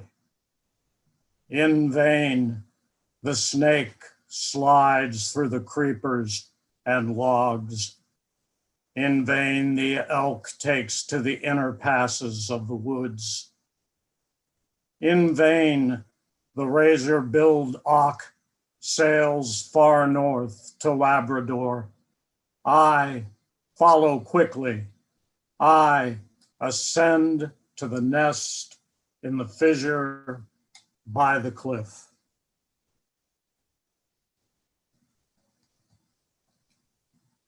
Woohoo! Yeah. Fantastic, Ed. Phenomenal. Great job, Ed. It's good. Okay, Put your face in the camera. Okay, good. go ahead. Introduce us. Okay, so this is section 32 by Annika and Douglas Pfeiffer. I think I could turn and live a while with the animals. They are so placid and self-contained. I stand and look at them sometimes half the day long. They do not sweat and whine about their condition. They do not lie awake in the dark and weep for their sins. They do not make me sick discussing their duty to God. Not one is dissatisfied. Not one is demented with the mania of owning things. Not one kneels to another, nor to his kind that lived thousands of years ago. Not one is respectable or industrious over the whole earth. So they show their relations to me and I accept them. They bring me tokens of myself. They evince them plainly in their possession. I do not know where they got these tokens. I must have passed that way untold times ago and negligently dropped them, myself moving forward. Then and now and forever, gathering and showing more, always, and with velocity, infinite and omnigenous, and the like of these among them, not too exclusive towards the reachers of my remembrancers, picking out here one that shall be my ami, choosing to go with him on brotherly terms. A gigantic beauty of a stallion, fresh and responsive to my caresses, head high in the forehead and wide between the ears, limbs glossy and supple, tail dusting the ground, eyes well apart and full of sparkling wickedness, ears finely cut and flexibly moving, His nostrils dilate, my heels embrace him. His well-built limbs tremble with pleasure. We spin around and return. I but use you a moment, and then I resign you, stallion, and do not need your paces, and outgallop them, and myself, as I stand or sit, pass faster than you. My name is Nicole Mitchell. I will be doing the beginnings of section 33, and I am doing it from Brooklyn, New York. And this is in honor of my dear friend, Greg Trupiano. So I'll just be doing the first few pages by song, only for you, Greg. Space and time, now I see it is true. What I guessed at, what I guessed when I loafed on the grass, what I guessed while I lay alone in my bed. And again as I walk the beach under the paling stars of the morning, my ties and ballast leave me, my elbows rest in sea gaps, I skirt sierras, my palms cover continents, I am afoot with my vision. By the city's quadrangular houses in log huts, camping with lumbermen along the ruts of the turnpike, along the dry gulch and rivulet bed, weeding my onion patch or hoeing rows of carrots and parsnips, crossing savannas trailing in forests. Prospecting, gold digging, girdling the trees of a new purchase, scorched ankle deep by the hot sand, hauling my boat down the shallow river, where the panther walks to and fro on a limb overhead, where the buck turns furiously at the hunter, where the rattlesnake sawns his flabby length on a rock, where the otter is feeding on fish, where the alligator in his tough pimple sleeps by the bayou,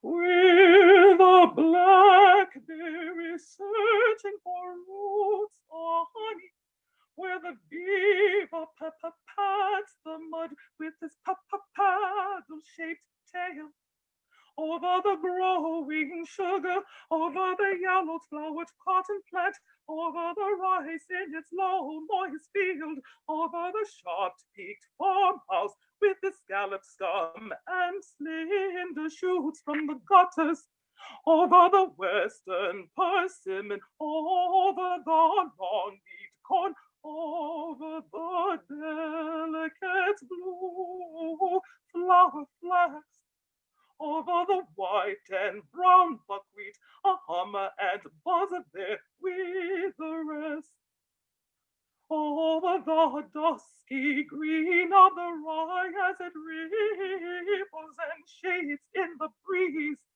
scaling mountains, pulling myself cautiously up, holding on my low, scragged limbs, walking the path worn in the grass and beat through the leaves of the brush, where the quail is whistling betwixt the woods and the wheat lot, where the bat flies in the 7th-month eve, where the great gold bug drops through the dark, where the brook puts out of the roots of the old tree and flows to the meadow,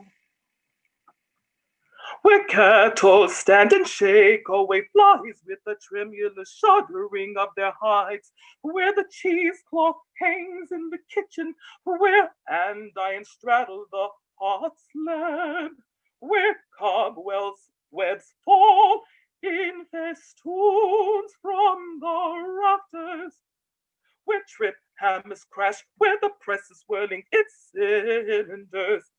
Wherever the human heart beats with terrible throes under its ribs,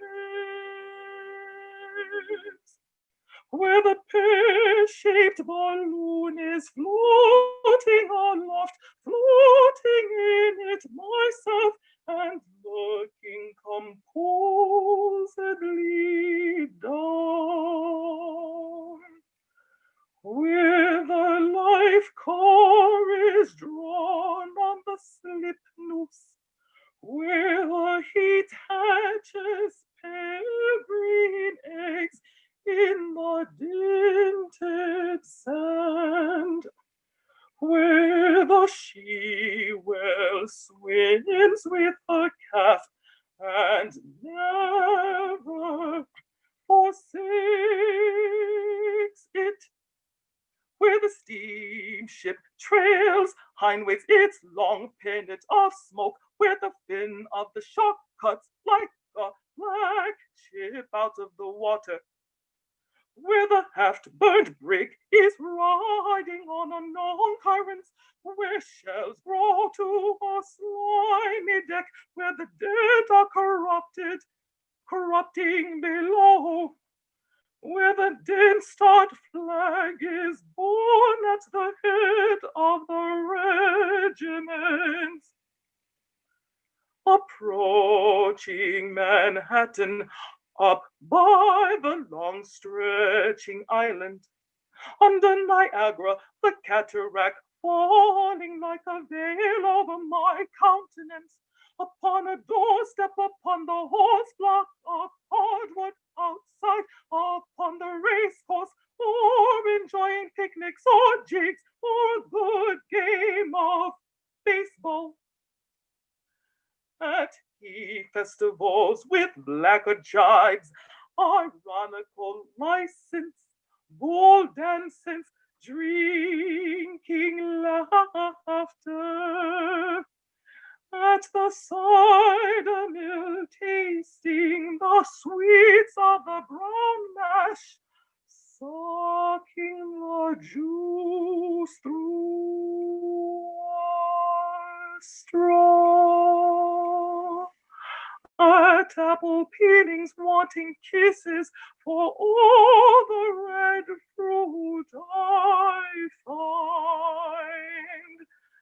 At Muster's Beach parties, friendly bees husking house raisings, where the mockingbird sounds his delicious gurgles, cackle screams, weeps, where the hayrick stands in the barnyard, where the dry stalks are scattered, where the brood cow waits in the hollow, where the bull advances to do his masculine work, where the stud to the mare, where the cock is treading the hin, where the heifers browse, where geese nip their food with short jerks, where sundown shadows lengthen over the limitless and lonesome prairie, where herds of buffalo make a crawling spread of the square miles far and near,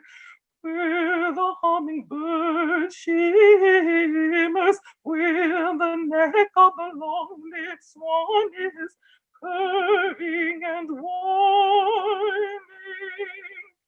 where the laughing gull scoots by the shore, where she laughs her near human laugh, where beehives range on a gray bench in the garden half hid by the high weeds, where bent-necked partridges roost in a ring on the ground with their heads out, where burial coaches enter the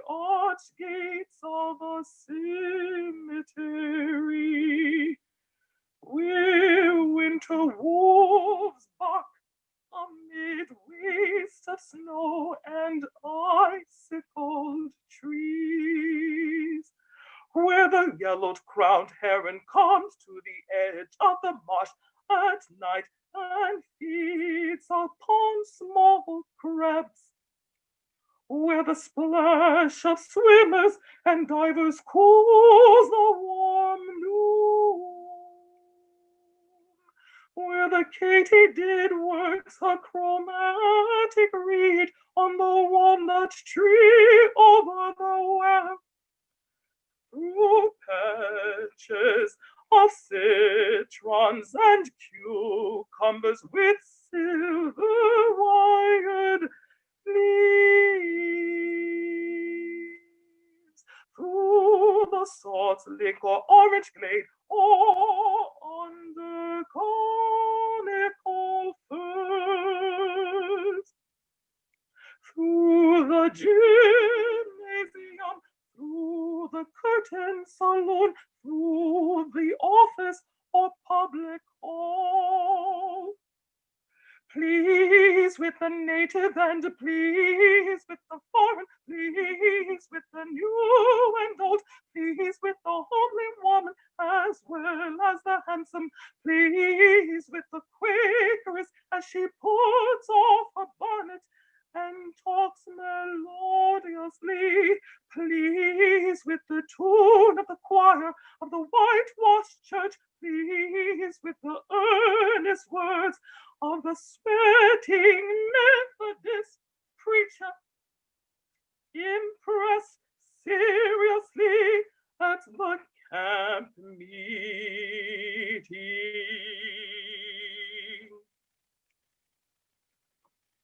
Looking in at the shop windows of Broadway, the whole forenoon, flirting the flesh of my nose on the thick plate glass, wandering the same afternoon with my face turned up to the clouds, or down the lane, or along the beach. My right and left arms round the sides of two friends, and I in the middle, coming home with a silent and dark-cheeked bush boy. Behind me he rides at the drape of the day. Far from the settlements, studying the print of animals' feet, or the moccasin print by the cot in the hospital, reaching lemonade to a feverish patient, nor the coffined corpse when all is still, examining with a candle, voyaging to every port to dicker and adventure, hurrying with the modern crowd, as eager and fickle as any. Hot toward one I hate, ready in my madness to knife him, solitary at midnight in my backyard, my thoughts gone from me a long while, walking the old hills of Judea with a beautiful, gentle God by my side. Speeding through space, speeding through heaven and the stars, speeding amid the seven satellites and the broad ring and the diameter of 80,000 miles, speeding with tailed meteors, throw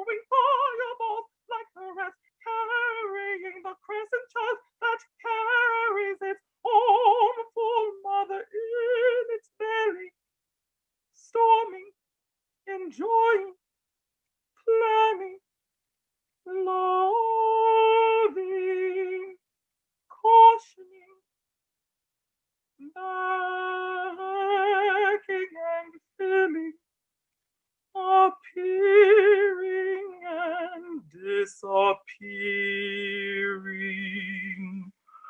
I tread day and night such roads.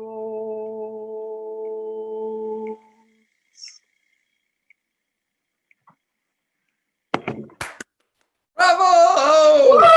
Oh my gosh, Nicole! That was so good. much. Wow. Wow. Awesome. Good. Greg is in the house. Yep.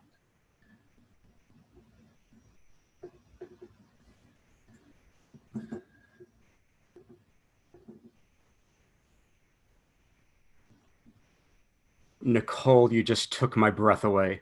What a great honor to Greg. I'm Lon Black, and I'm going to be continuing section 33. I'm reading from Brooklyn, about a 15-minute walk from where the Rome Brothers printing shop stood, where the first edition of Leaves of Grass was created, with this being a facsimile. And I as well am dedicating this to the memory of the love of my life for over 38 years, Greg Trupiano. I was Greg's associate for our organization, the Walt Whitman Project, which he began 20 years ago. And Nicole's voice, her beautiful voice, was heard at many of our events.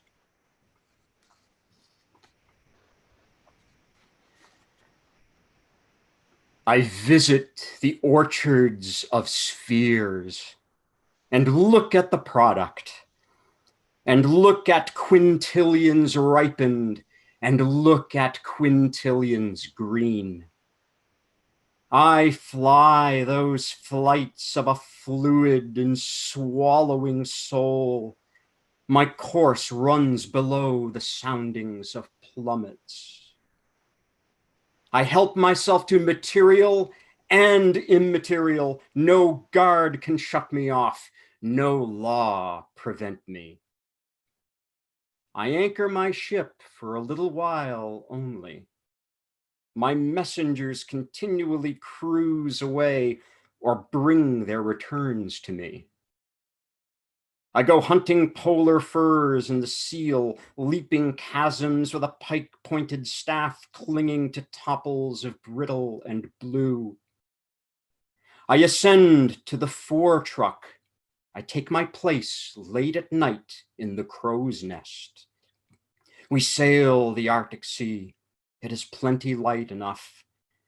Through the clear atmosphere, I stretch around on the wonderful beauty. The enormous masses of ice pass me and I pass them. The scenery is plain in all directions. The white-topped mountains show in the distance. I fling out my fancies toward them. We are approaching some great battlefield in which we are soon to be engaged. We pass the colossal outposts of the encampment. We pass with still feet and caution. Or we are entering by the suburbs some vast and ruined city. The blocks and fallen architecture more than all the living cities of the globe.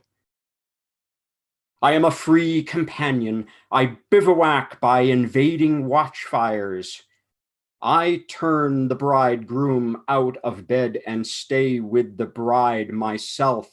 I tighten her all night to my thighs and lips.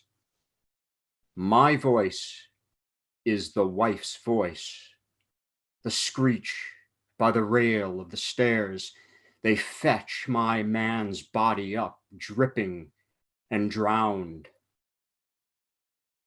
I understand the large hearts of heroes, the courage of present times and all times. How the skipper saw the crowded and rudderless wreck of the steamship and death chasing it up and down the storm. How he knuckled tight and gave not back an inch and was faithful of days and faithful of nights and chalked in large letters on a board, "Be of good cheer, we will not desert you." How he followed with them and tacked with them 3 days and would not give it up. How he saved the drifting company at last. How the lank, loose-gowned women looked when boated from the side of their prepared graves. How the silent, old-faced infants and the lifted sick and the sharp-lipped, unshaven men. All this I swallow. It tastes good. I like it well. It becomes mine. I am the man. I suffered. I was there. The disdain and calmness of martyrs, the mother of old condemned for a witch, burnt with dry wood, her children gazing on. The hounded slave that flags in the race leans by the fence, blowing, covered with sweat, the twinges that sting like needles his legs and neck, the murderous buckshot and the bullets. All these I feel or am. I am the hounded slave. I wince at the bite of the dogs. Hell and despair are upon me. Crack and again crack the marksman. I clutch the rails of the fence. My gore dribs thinned with the ooze of my skin. I fall on the weeds and stones. The riders spur their unwilling horses, haul close, taunt my dizzy ears, and beat me violently over the head with whipstocks. Agonies are one of my changes of garments. I do not ask the wounded person how he feels.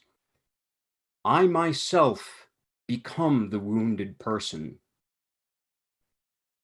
My hurts turn livid upon me as I lean on a cane and observe. I am the mashed fireman, with breastbone broken. Tumbling walls buried me in their debris. Heat and smoke I inspired. I heard the yelling shouts of my comrades. I heard the distant click of their picks and shovels. They have cleared the beams away. They tenderly lift me forth. I lie in the night air in my red shirt. The pervading hush is for my sake. Painless after all, I lie exhausted, but not so unhappy. White and beautiful are the faces around me, the heads bared of their fire caps. The kneeling crowd fades with the light of the torches. Distant and dead resuscitate.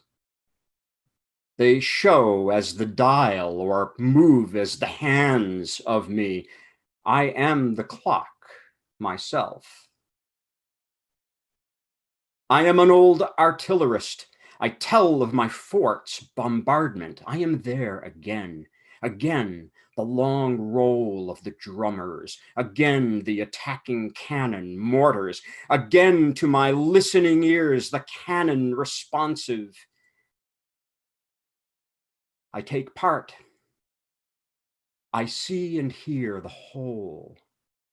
The cries, curses, roar, the plaudits for well-aimed shots, the ambulanza slowly passing, trailing its red drip. workmen searching after damages, making indispensable repairs, the fall of grenades through the rent roof, the fan-shaped explosion, the whiz of limbs, heads, stone, wood, iron, high in the air. Again gurgles the mouth of my dying general. He furiously waves his hand, he gasps through the clot. Mind not me, mind the entrenchments. Happy birthday, Walt. Yay! Thank you, Stephan. Wow. Amazing. Mind blowing. Thank you. What a tribute. We're all thinking of Greg.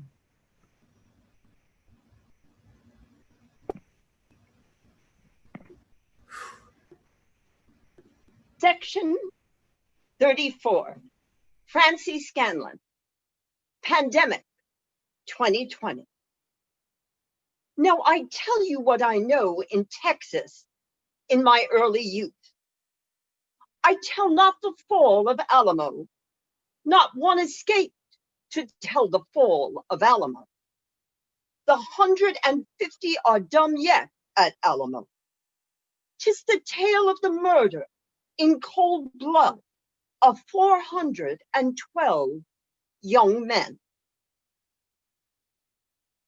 Retreating, they had formed in a hollow square with their baggage for breastworks. 900 lives out of the surrounding enemies, 9 times their number, was the price they took in advance. Their colonel was wounded and their ammunition gone. They treated for an honorable capitulation, received writing and seal, gave up their arms, and marched back, prisoners of war. They were the glory of the race of Rangers, matchless with horse, rifle, song, supper, courtship, large, turbulent, generous, handsome, proud, and affectionate, bearded, sunburned, dressed in the free costume of hunters. Not a single one over 30 years of age. The second first day morning, they were brought out in squads and massacred. It was beautiful, early summer. None obeyed the command to kneel. Some made a mad and helpless rush. Some stood stark and straight. A few fell at once, shot in the temple or heart. The living and dead lay together. The maimed and mangled dog in the dirt. The newcomers saw them there. Some half killed, attempted to crawl away. These were dispatched with bayonets or battered with the blasts of muskets. A youth, not 17 years old, seized his assassin till 2 more came to release him. The 3 were all torn and covered with the boy's blood. At 11 o'clock began the burning of the bodies. That is the tale of the murder of the 412 young men. Hello, this is Kim Nuzzo from Fruita, Colorado. Would you hear of an old-time sea fight? Would you learn who won by the light of the moon and stars? List to the yarn as my grandmother's father, the sailor, told it to me. Our foe was no skulk in his ship, I tell you, said he. His was the surly English pluck, and there is no tougher or truer, and never was and never will be. Along the lowered eve, he came horribly raking us. We closed with yards entangled, the cannon touched. My captain lashed fast with his own hands. We had received some 18-pound shots under the water. On our lower gun deck, 2 large pieces had burst at the first fire, killing all around and blowing up overhead. Fighting at sundown, fighting at dark. 10 o'clock at night, the full moon well up, our leaks to the gain, and 5 feet of water reported. The master at arms loosing the prisoners confined in the afterhold to give them a chance for themselves. The transit to and from the magazine is now stopped by the sentinels. They see so many strange faces, they do not know whom to trust. Our frigate takes fire. The other asks if we demand quarter, if our colors are struck and the fighting done. Now I laugh content, for I hear the voice of my little captain. We have not struck, he composedly cries. We have just begun our part of the fighting. Only 3 guns are in use. One is directed by the captain himself against the enemy's main mast. 2 well served with grape and canister silence his musketry and clear his decks. The tops alone second the fire of this little battery, especially the main top. They hold out bravely during the whole of the action, not a moment cease. The leaks keep fast on the pumps. The fire eats toward the powder magazine. One of the pumps has been shot away. It is generally thought we are sinking. Serene stands the little captain. He is not hurried. His voice is neither high nor low. His eyes give more light to us than our battle lanterns. Toward 12, there in the beam of the moon, they surrender to us. Hi, this is Lucy speaking from the UK. Hi, Lucy. Oh, hi, Brad. I dedicate this reading to the world, which needs a bit of healing at the moment. Stretched and still lies the midnight, 2 great hulls motionless on the breast of the darkness, our vessel riddled and slowly sinking, preparations to pass to the one we have conquered. The captain on the quarter deck coldly giving his orders through a countenance white as a sheet. Near by the corpse of the child that served in the cabin, the dead face of an old salt with long white hair and carefully curled whiskers. The flames, spite of all that can be done, flickering aloft and below. The husky voices of the 2 or 3 officers yet fit for duty. Formless stacks of bodies and bodies by themselves, dabs of flesh upon the masts and spars, cut of cordage, dangle of rigging, slight shock of the soothe of waves, black and impassive guns, litter of powder parcels, strong scent, a few large stars overhead, silent and mournful shining. Delicate sniffs of sea breeze, smells of sedgy grass and fields by the shore, death messages given in to charge to survivors, the hiss of the surgeon's knife, the gnawing teeth of his saw, wheeze, cluck, swash of falling blood, short, wild scream, and long, dull, tapering groan. These so, these irretrievable. Number 37, Luke Wallen.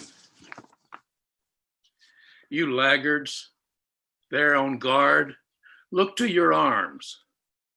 In at the conquered doors they crowd. I am possessed. embody all presences, outlawed and suffering. See myself in prison, shaped like another man, and feel the dull, unintermitted pain. For me, the keepers of convicts shoulder their carbines and keep watch. It is I, let out in the morning and barred at night. Not a mutineer walks handcuffed to jail, but I am handcuffed to him and walk by his side. I am less the jolly one there and more the silent one with sweat on my twitching lips. Not a youngster is taken for larceny, but I go up too and am tried and sentenced. Not a cholera patient lies at the last gasp, but I also lie at the last gasp. My face is ash-colored, my sinews gnarl. Away from me, people retreat. Askers embody themselves in me, and I am embodied in them. I project my hat, sit shame-faced, and beg. Hi, everybody. I'm Ian Maloney, and this is section 38. And I'd like to just dedicate this to my dear friend, Greg Trupiano, who introduced me to Karen and the rest of the Whitmaniacs in this group.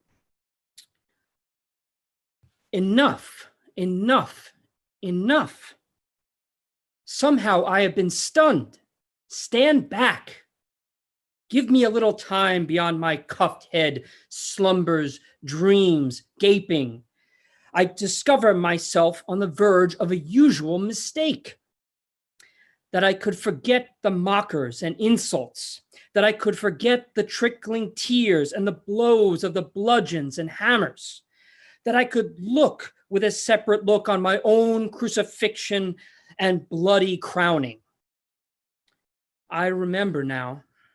I resume the overstayed fraction. The grave of rocks multiplies what has been confided to it, or to any graves. Corpses rise, gashes heal, fastenings roll from me. I troop forth, replenished with supreme power, one of an average, unending procession. Inland and sea coast we go and pass all boundary lines. Our swift ordinances on their way over the whole earth, the blossoms we wear in our hats, the growth of thousands of years. Elevs, I salute you, come forward. Continue your annotations, continue your questionings. Okay, here we go. Section 39, I'm coming to you from the Mitten State in southeast Michigan. The friendly and flowing savage, who is he? Is he waiting for civilization or past it and mastering it? Is he some Southwesterner raised outdoors? Is he Canadian? Is he from the Mississippi country, Iowa, Oregon? The mountains, prairie life, bush life, or sailor from the sea? Wherever he goes, men and women accept and desire him. They desire he should like them, touch them, speak to them, stay with them. Behavior lawless as snowflakes, words simple as grass, uncombed head, laughter and naivete. Slow-stepping feet, common features, common modes, and emanations. They descend in new forms from the tips of his fingers. They are wafted with the odor of his body or breath. They fly out of the glance of his eyes. Hi, I'm Bruce Knoll from New Mexico, reading section number 40.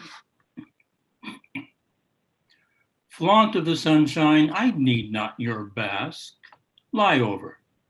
You light surfaces only, I force surfaces and depths also. Earth, you seem to look for something at my hands. Say, old top-knot, what do you want? Man or woman, I might tell you how I like you, but cannot. And might tell you what is in me and what is in you, but cannot. And might tell that pining I have, that pulse of my nights and days.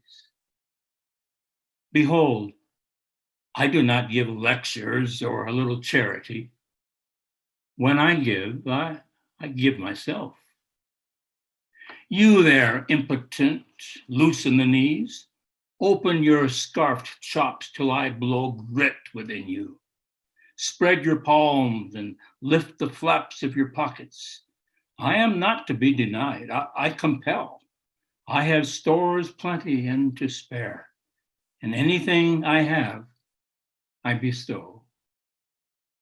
I do not ask who you are. That is not important to me. You can do nothing and be nothing but what I will enfold you. To cottonfield drudge or cleaner of privies I lean. On his right cheek I put the family kiss, and in my soul I swear I never will deny him. On women fit for conception, I start bigger and nimbler babes. This day I am jetting the stuff of far more arrogant republics. To anyone dying, thither I speed and twist the knob of the door. I turn the bedclothes toward the foot of the bed. Let the physician and the priest go home. I seize the descending man and raise him with resistless will. Oh, despairer, here is my neck. By God, you shall not go down. Hang your whole weight upon me. I dilate you with tremendous breath. I buoy you up. Every room of the house do I fill with an armed force, lovers of me, bafflers of graves. Sleep, sleep. I and they keep guard all night. Not doubt, not disease shall dare lay a finger upon you. I have embraced you and henceforth possess you to myself.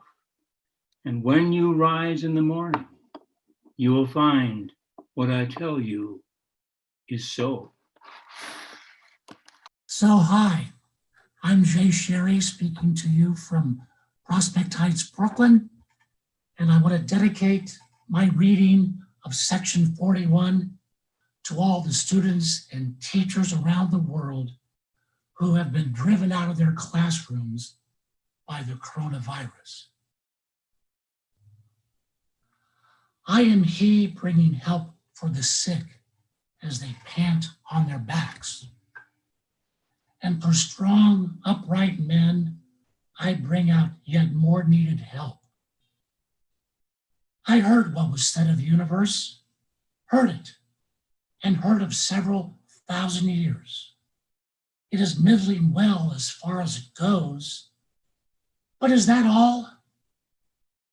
Magnified and applying come I, outbidding at the start the old cautious hucksters.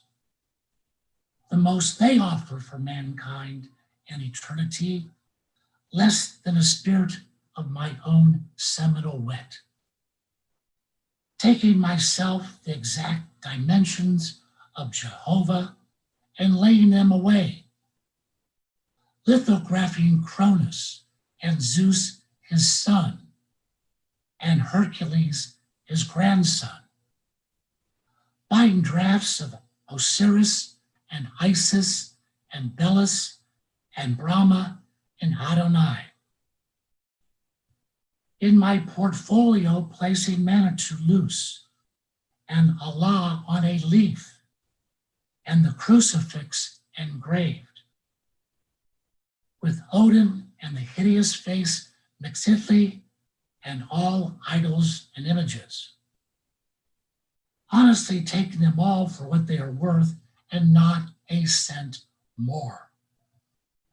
Admitting they were alive and did the work of their day, admitting they bore mites as for unfledged birds who have now to rise and fly and sing for themselves, accepting the rough deific sketches to fill out better in myself, bestowing them freely on each man and woman I see, discovering as much or more in a framer framing a house, putting higher claims for him there, with his rolled up sleeves, driving the mallet and chisel, not objecting to special revelations, considering a curl of smoke or a hair on the back of my hand as curious as any revelation. Those a hold of fire engines and hook and ladder ropes, more to me than the antique gods to the gods of the antique wars. Minding their voices peal through the crash of destruction, their brawny limbs passing safe over charred lathes, their white foreheads whole and unhurt out of the flame. By the mechanic's wife with her babe at her nipple, interceding for every person born. 3 sighs at harvest whizzing in a row. From 3 lusty angels with shirts bagged out at their waists. The snag-toothed hustler with red hair, redeeming sins past and to come. Selling all he possesses and traveling on foot to feed lawyers for his brother and sit by him while he is tried for forgery. What was strewn in the amplest strewing the square rod about me and not filling the square rod then. The bull and the bug never worshipped half enough. Dung and dirt more admirable than was dreamed. The supernatural of no account, myself waiting my time to be one of the supremes. The day getting ready for me when I shall do as much good as the best and be as prodigious. Guessing when I am, it will not tickle me much to receive puffs out of pulpit or print. By my life lumps, becoming already a creator, putting myself here and now to the ambush womb of the shadows. My name is Paula Jeanine Bennett, and I live on the Brooklyn waterfront, and I'll be reading section 42. I've put up the poster from the first time I read, 2012. A call in the midst of the crowd, my own voice, O rotund, sweeping, and final. Come, my children, come, my boys and girls, my women, household, and intimates. Now the performer launches his nerve. He has passed his prelude on the reeds within. Easily written, loose-fingered chords, I feel the thrum of your climax and close. My head slews round on my neck. Music rolls, but not from the organ. Folks are around me, but they are no household of mine. Ever the hard, unsunk ground, ever the eaters and drinkers, ever upward and downward sun, ever the air and the ceaseless tides, ever myself and my neighbors, refreshing, wicked, real.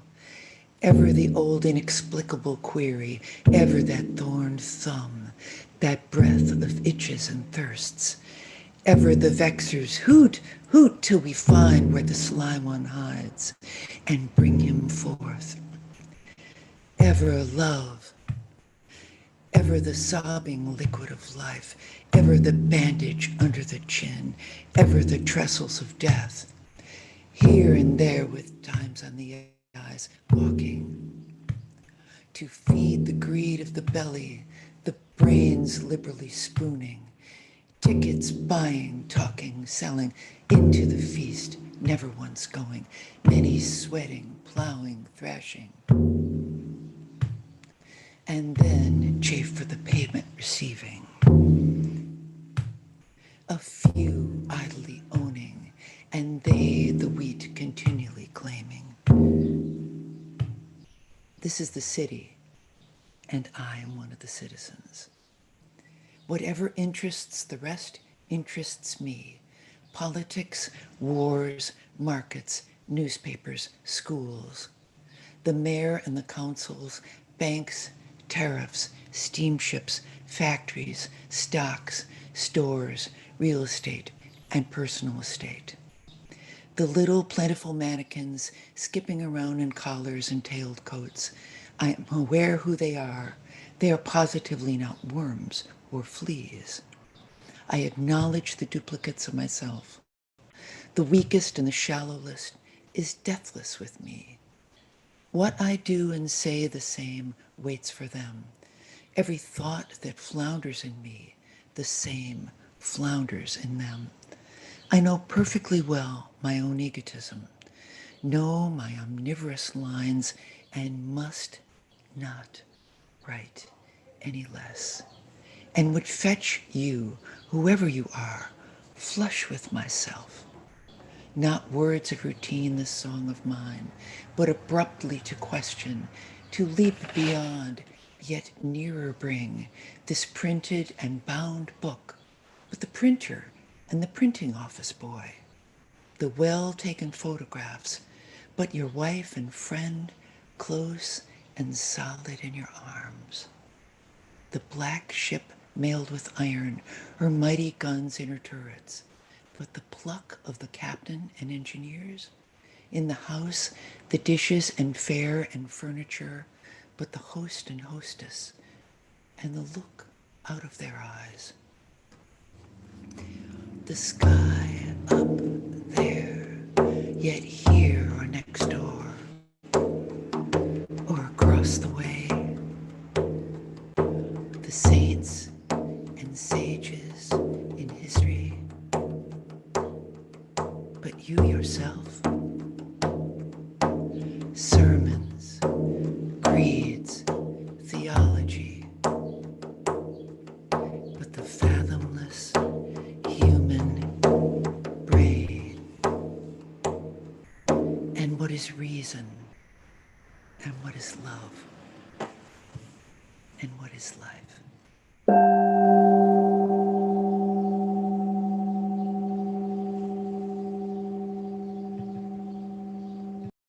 Wow.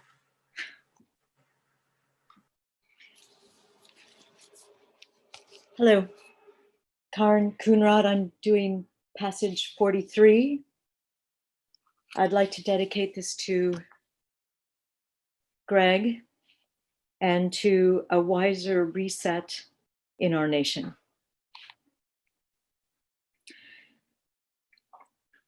I do not despise you, priests. My faith is the greatest of faiths and the least of faiths, enclosing all worship, ancient and modern, and all between ancient and modern. Believing I shall come again upon the earth after 5,000 years, waiting responses from oracles, honoring the gods, saluting the sun, making a fetish of the first rock or stump, powwowing with sticks in the circle of obis, helping the lama or Brahmin as he trims the lamps of the idols, dancing yet through the streets in a phallic procession, wrapped and austere in the woods, a gymnosophist, drinking mead from the skullcap to Shasta and Vedas admirant, minding the Quran, walking the Teocalis spotted with gore from the stone and knife, beating the serpent skin drum, accepting the Gospels, accepting him that was crucified, knowing assuredly that he is divine. To the mass kneeling, to the Puritan's prayer rising, sitting patiently in a pew, ranting and frothing in my insane crisis, waiting, dead-like till my spirit arouses me, looking forth on pavement and land, and outside of pavement and land, belonging to the winders of the circuit of circuits. One of that centripetal and centrifugal gang. I turn and talk like a man, leaving charges before a journey. Downhearted doubters, dull and excluded, frivolous, sullen, moping, angry, affected, disheartened, atheistical. I know every one of you and know the unspoken interrogatories. By experience, I know them. How the flukes splash, how they connect rapid as lightning with spasms and spouts of blood. Be at peace, bloody flukes of doubters and sullen mopers. I take my place among you as among any. The past is the push of you and me and all precisely the same. And the day and night are for you and me and all. And what is yet untried and afterward is for you and me and all. I do not know what is untried and afterward, but I know it is sure and alive and sufficient.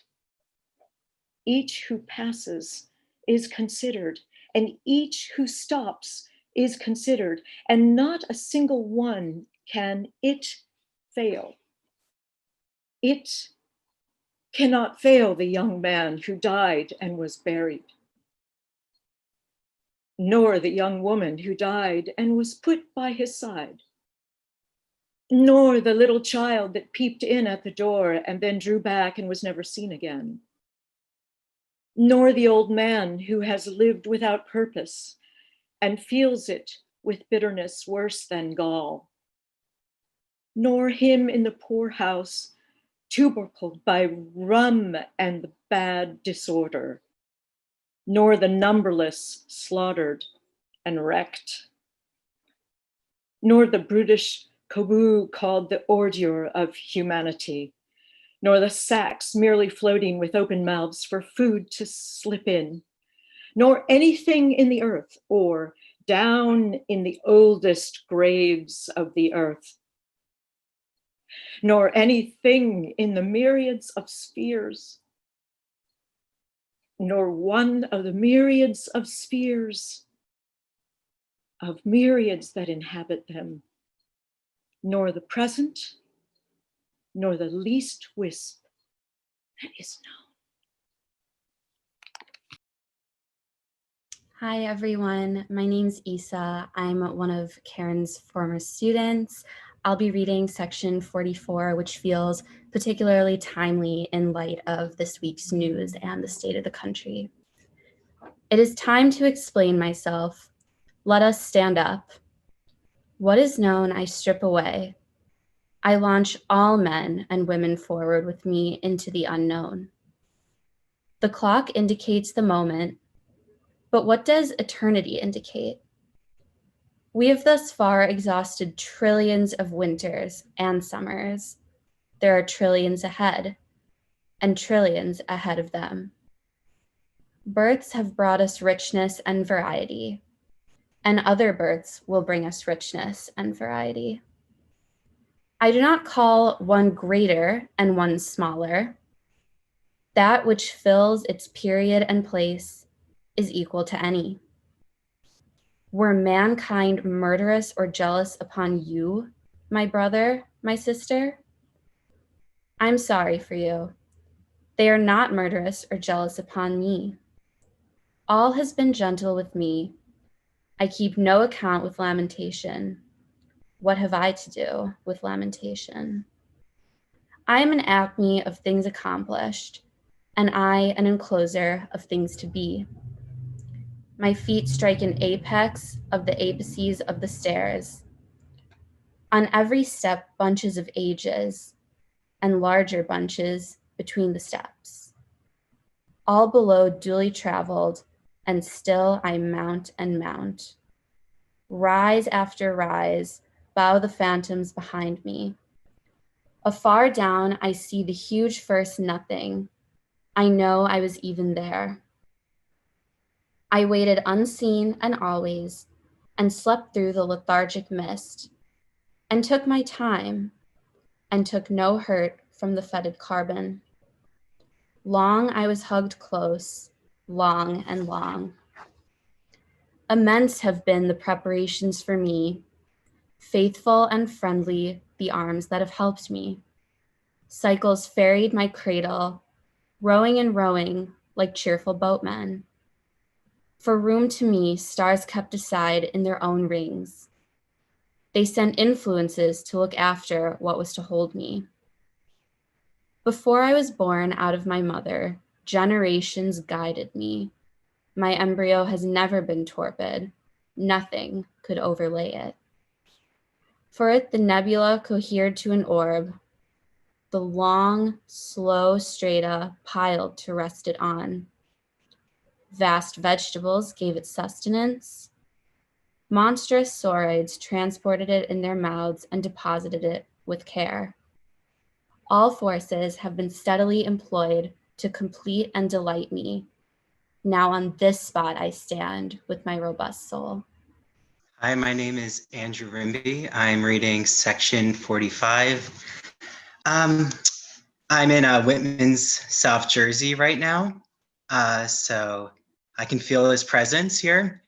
I want to first dedicate this section to the lives of LGBTQ leaders. Specifically, I honor Greg Trupiano, Larry Kramer, and Terrence McNally, and to all the LGBTQ mentors, friends, many of whom are here right now.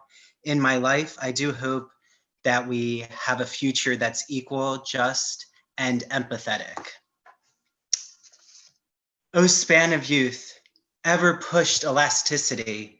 O manhood, balanced, florid, and full. My lovers suffocate me, crowding my lips, thick in the pores of my skin, jostling me through streets and public halls, coming naked to me at night, crying by day, ahoy, from the rocks of the river, swinging and chirping over my head, calling my name from flower beds, vines, tangled underbrush, lighting on every moment of my life, bussing my body with soft balsamic busses, noiselessly passing handfuls out of their hearts and giving them to be mine. Old age superbly rising, oh welcome, ineffable grace of dying days. Every condition promotes not only itself, it promotes what grows after and out of itself. And the dark hush promotes as much as any. I open my scuttle at night and see the far sprinkled systems. And all I see, multiplied as high as I can cipher edge, but the rim of the farther systems. Wider and wider they spread, expanding, always expanding, outward, and forever outward. My son has his son, and round him obediently wheels. He joins with his partners a group of superior circuit, and greater sets follow, making specks of the greatest inside them. There is no stoppage, and never can be stoppage. If I, you, and the worlds, and all beneath or upon their surfaces, were this moment reduced back to a pallid float, it would not avail in the long run. We should surely bring up again where we now stand, and surely go as much farther, and then farther and farther. A few quadrillions of eras, a few octillions of cubic leagues. Do not hazard the span or make it impatient. They are but parts. Anything is but a part. See ever so far, there is limitless space outside of that. Count ever so much, there is limitless time around that. My rendezvous is appointed. It is certain. The Lord will be there, and wait till I come on perfect terms. The great camarado, the lover true, for whom I pine, will be there.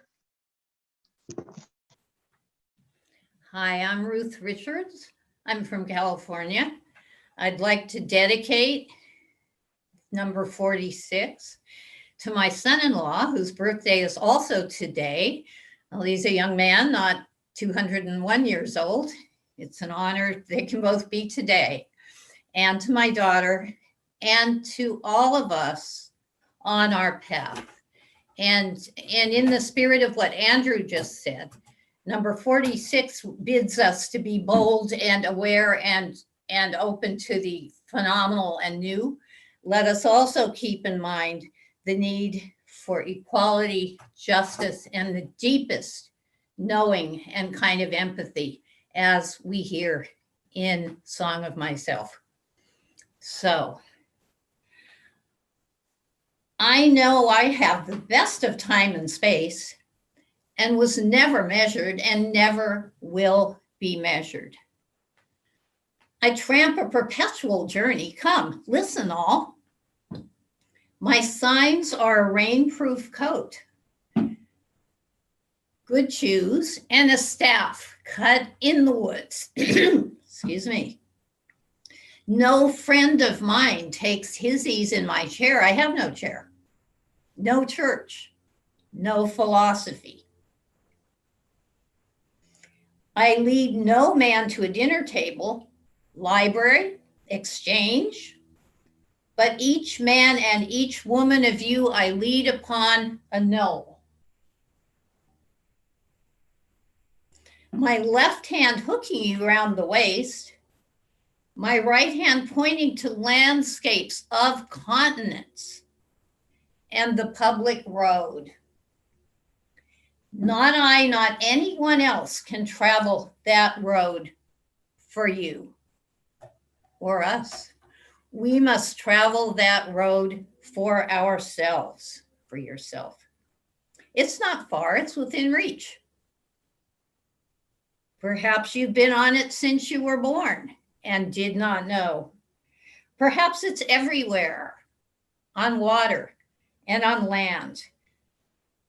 Shoulder your duds, dear son, and I will mine, and let us hasten forth. Wonderful cities and free nations we shall fetch as we go. If you tire, give me both burdens and rest the chuff of your hand on my hip. And in due time, you shall repay the same service to me, for after we start, we never lie by again. This day before dawn, I ascended a hill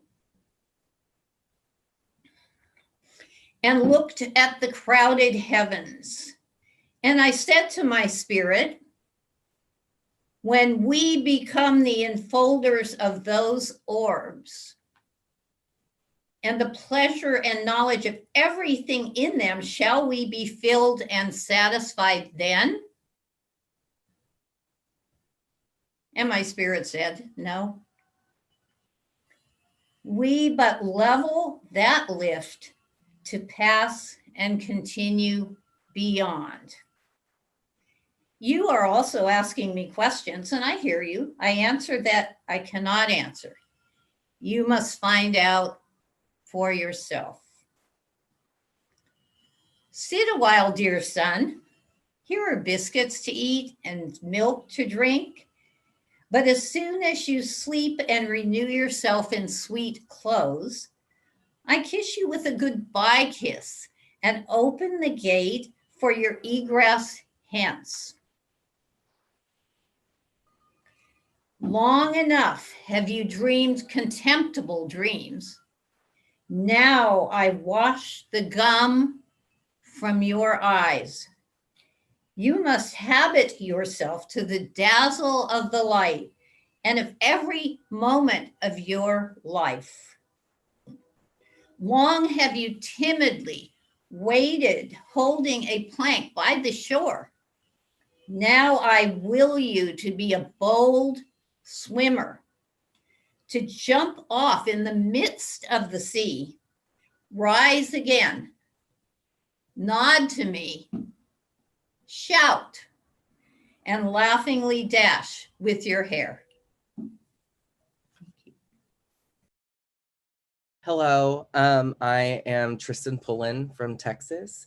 I'll be reading section 47, one of the poems that inspired the new play I'm writing about Walt Whitman. I would like to dedicate this reading to Sarah Brown, to Rachel Finney, and to my love, Evie. Thank you for knowing me so well. I am the teacher of athletes. He that by me spreads a wider breast than my own proves the width of my own. He most honors my style, who learns under it to destroy the teacher. The boy I love, the same becomes a man, not through derived power, but in his own right. Wicked rather than virtuous, out of conformity or fear. Fond of his sweetheart, relishing well his stake. Unrequited love or slight cutting him worse than sharp steel cuts. First rate to ride, to fight, to hit the bull's eye, to sell a skiff, to sing a song or play on the banjo. Preferring scars and the beard and faces pitted with smallpox over all lathers, and those well tanned to those that keep out of the sun. I teach straying from me, yet who can stray from me? I follow you, whoever you are, from the present hour. My words itch at your ears until you understand them. I do not say these things for $1 or to fill up the time while I wait for a boat. It is you talking just as much as myself. I act as the tongue of you, tied in your mouth. In mine, it begins to be loosened. I swear I will never again mention love or death inside a house. And I swear I will never translate myself at all, only to him or her who privately stays with me in the open air. If you would understand me, go to the heights or the water shore. The nearest gnat is an explanation, a drop or motion of waves key. The mule, the oar, the handsaw, second my words. No shutter room or school can commune with me, but roughs and little children better than they. The young mechanic is close to me. He knows me well. The woodman that takes his axe and jug with him shall take me with him all day. The farm boy plowing in the field feels good at the sound of my voice. In vessels that sail, my words sail. I go with fishermen and seamen and love them. The soldier camped or upon the march is mine. On the night air, the pending battle, many seek me, and I do not fail them. Oh, that solemn night. It may be their last. Those that know me seek me. My face rubs the hunter's face when he lies down alone in the blanket. The driver thinking of me does not mind the jolt of his wagon. The young mother and old mother comprehend me. The girl and the wife rest the needle for a moment, forgetting where they are. They and all would resume what I have told them. So this is how you can see it. Yeah, my name is Charlotte Artolf, and I'm reading from Germany, from Dortmund. That's why it's like very dark outside. And I wanted to share something with you before I start, but it's not possible. So, yeah, I'm just gonna read my part. Section 48. I have said that the soul is not more than the body, and I have said that the body is not more than the soul. And nothing, not God, is greater than oneself is. And whoever walks a furlock without sympathy walks to his own funeral dressed in his shroud. And I, or you, pocketless of a dime, may purchase the pick of the earth. And to glance with an eye or show a bean in its pod confounds the learning of all times. And there is no trade or unemployment but the young man following it may become a hero. And there is no object so soft that makes a hub for the wheeled universe. And I say to any man or woman, let your soul stand cool and composed before a million universes. And I say to mankind, let your soul stand, and I say to mankind, be not curious about God, for I, who am curious about each, am not curious about God. No array of terms can say how much I am at peace about God and about death. I hear and behold God in every object, yet understand not God, not in the least. Nor do I understand who there can be more wonderful than myself. Why should I wish to see God better than this day? I see something of God each hour of the 24, and each moment then, in the faces of man and woman, I see God. And in my own faces in the glass, I find letters from God dropped in the street. And everyone is signed by God's name. And I leave them where they are, for I know that wheresoever I go, others will punctually come for ever and ever. 49. And as to you, death, and you bitter hug of mortality, it is idle to try to alarm me. To his work without flinching the aperture comes. I see the elder hand pressing, receiving, supporting. I recline by the sills of the exquisite flexible doors and mark the outlet and mark the relief and escape. And as to you, corpse, I think you are good manure, but that does not offend me. I smell the white roses, sweet-scented and growing. I reach to the leafy lips. I reach to the polished breasts of melons. And as to you, life, I reckon you are the leavings of many deaths. No doubt I have died myself 10,000 times before. I hear you whispering there, O stars of heaven, O suns, O grass of graves, O perpetual transfers and promotions. If you do not say anything, how can I say anything? Of the turbid pool that lies in the autumn forest, of the moon that descends the steeps of the soughing twilight, toss, sparkles of day and dusk, toss on the black stems that decay in the muck, toss to the moaning gibberish of the dry limbs. I ascend from the moon. I ascend from the night.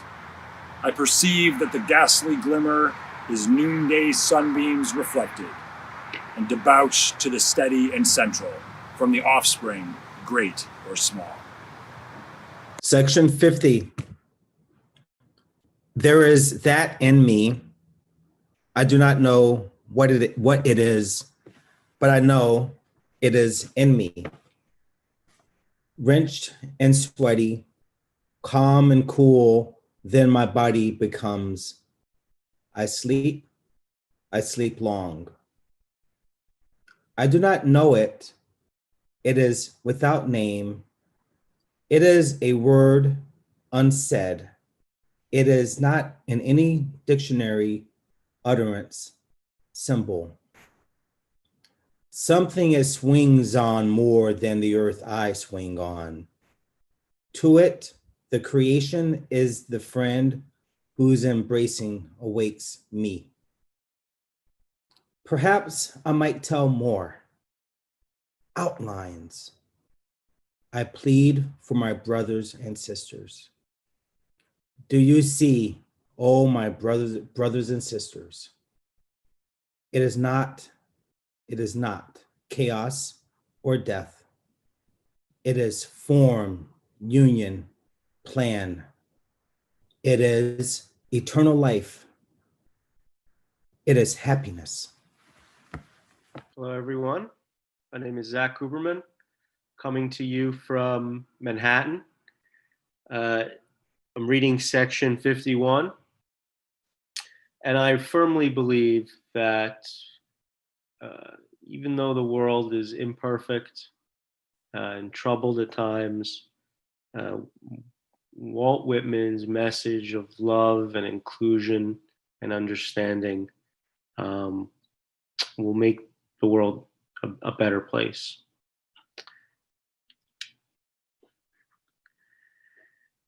The past and present wilt. I have filled them, emptied them, and proceed to fill my next fold of the future. Listener up there, what have you to confide to me? Look in my face while I snuff the snidle of evening. Talk honestly, no one else hears you, and I stay only a minute longer. Do I contradict myself? Very well then, I contradict myself. I am large. I contain multitudes. I concentrate towards them that are nigh. I wait on the door slab. Who has done this day's work? Who will soonest be through with his supper? Who wishes to walk with me? Will you speak before I am gone? Will you prove already too late? Thank you. Hi, everybody. I'm on Eastern Long Island, Walt's Pominock, and it's a beautiful day here. And I've been enjoying everyone's vocalisms, as Walt would call them. And, I've been thinking a lot about Walt lately because because of the COVID situation and because of the social divisions and particularly the horror that has been going on recently. And it's made me think that actually, Whitman wrote this beautiful poem that we've been reading out loud today in a time that was actually far more divided than our own time. Because what happened is that 6 years after he wrote this poem, he continued to write poetry, of course. But just 6 years after, of course, there were two nations. I mean, they couldn't get along. I mean, they 11 southern states left the Union, left the American Union. So we had a very, very bloody civil war with people killing each other. 750,000 Americans were, dying. And yet he wrote this poetry that faced tragedy, extreme tragedy, even in Song of Myself, where there's suicide, there's crucifixion and all of that, and blood. But there's such incredible healing as well. And after the Civil War, of course, he was in the Civil War hospitals. He saw over 100,000 patients. And I often think of these people on the front lines, who are today, facing COVID and everything very, very courageously and bravely. And Whitman would go from cot to cot, and he saw a lot of people die and so forth. And yet, and toward the end of his life, he had suffered a series of strokes, and later on in Camden. And but he still never really surrendered his optimism. Some people in his situation late in life physically might get depressed and all that, but he said, cheer, is there anything better in this world than cheer? any religion, any art, just cheer. And he said, I stand for the joyful conclusions. And he gives us a joyful conclusion here. This is the last, I'm reading number 52. It's pretty short.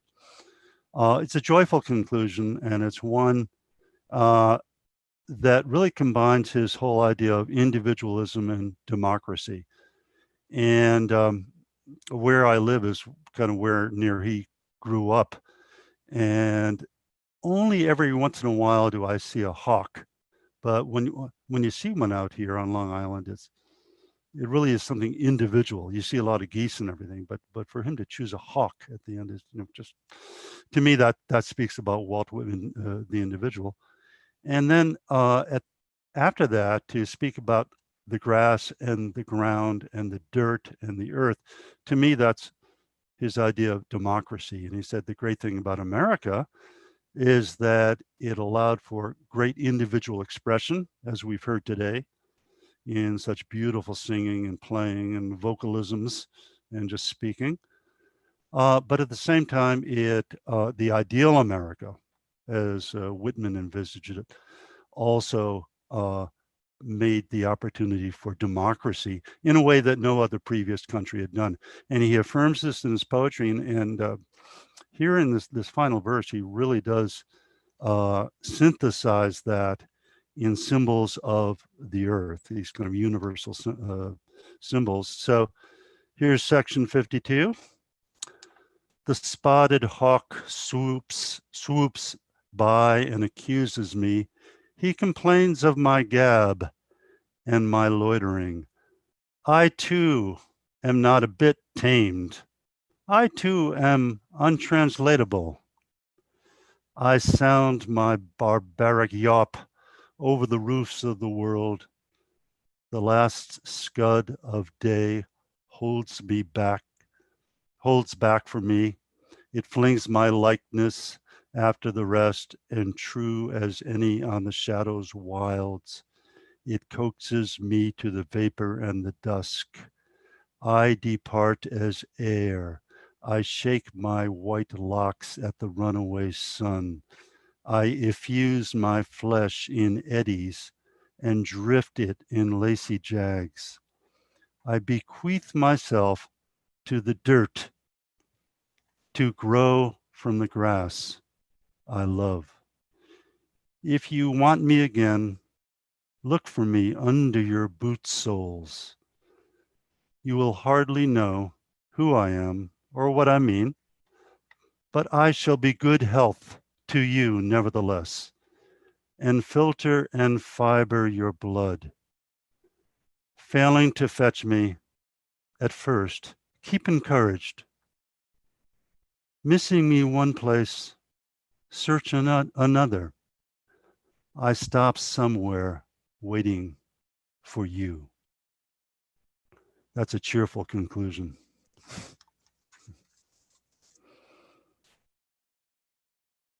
David, thank you so much for bringing us home. Oh my goodness. And thank you, everyone. I cannot believe that we are going on 4 hours, guys. I was totally wrong.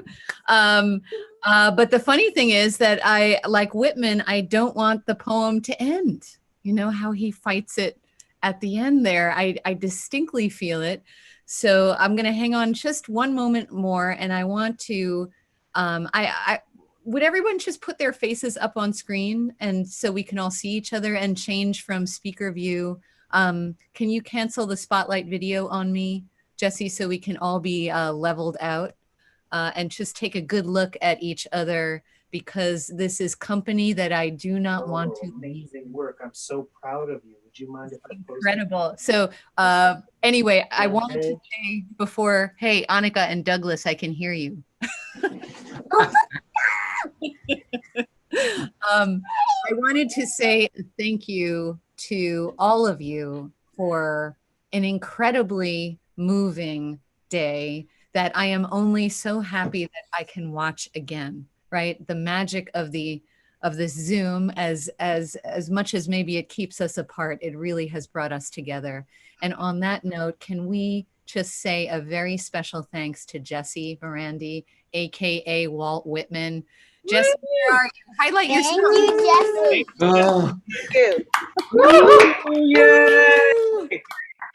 Oh, you guys Thank you, are Jesse. awesome. There were a few growing pains, but you know what, Jesse? I thought that you did an unbelievable job for a first time of this kind of reading. Can you just give us a few words now that we are worshiping at your shrine?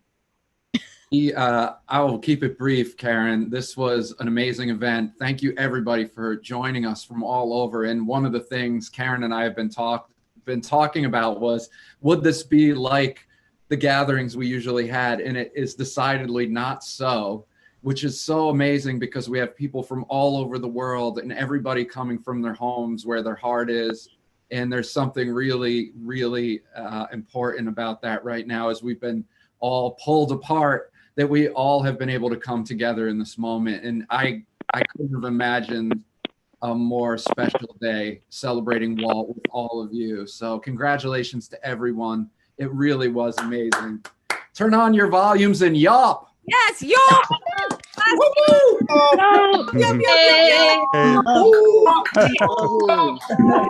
Oh, my barbaric yaw.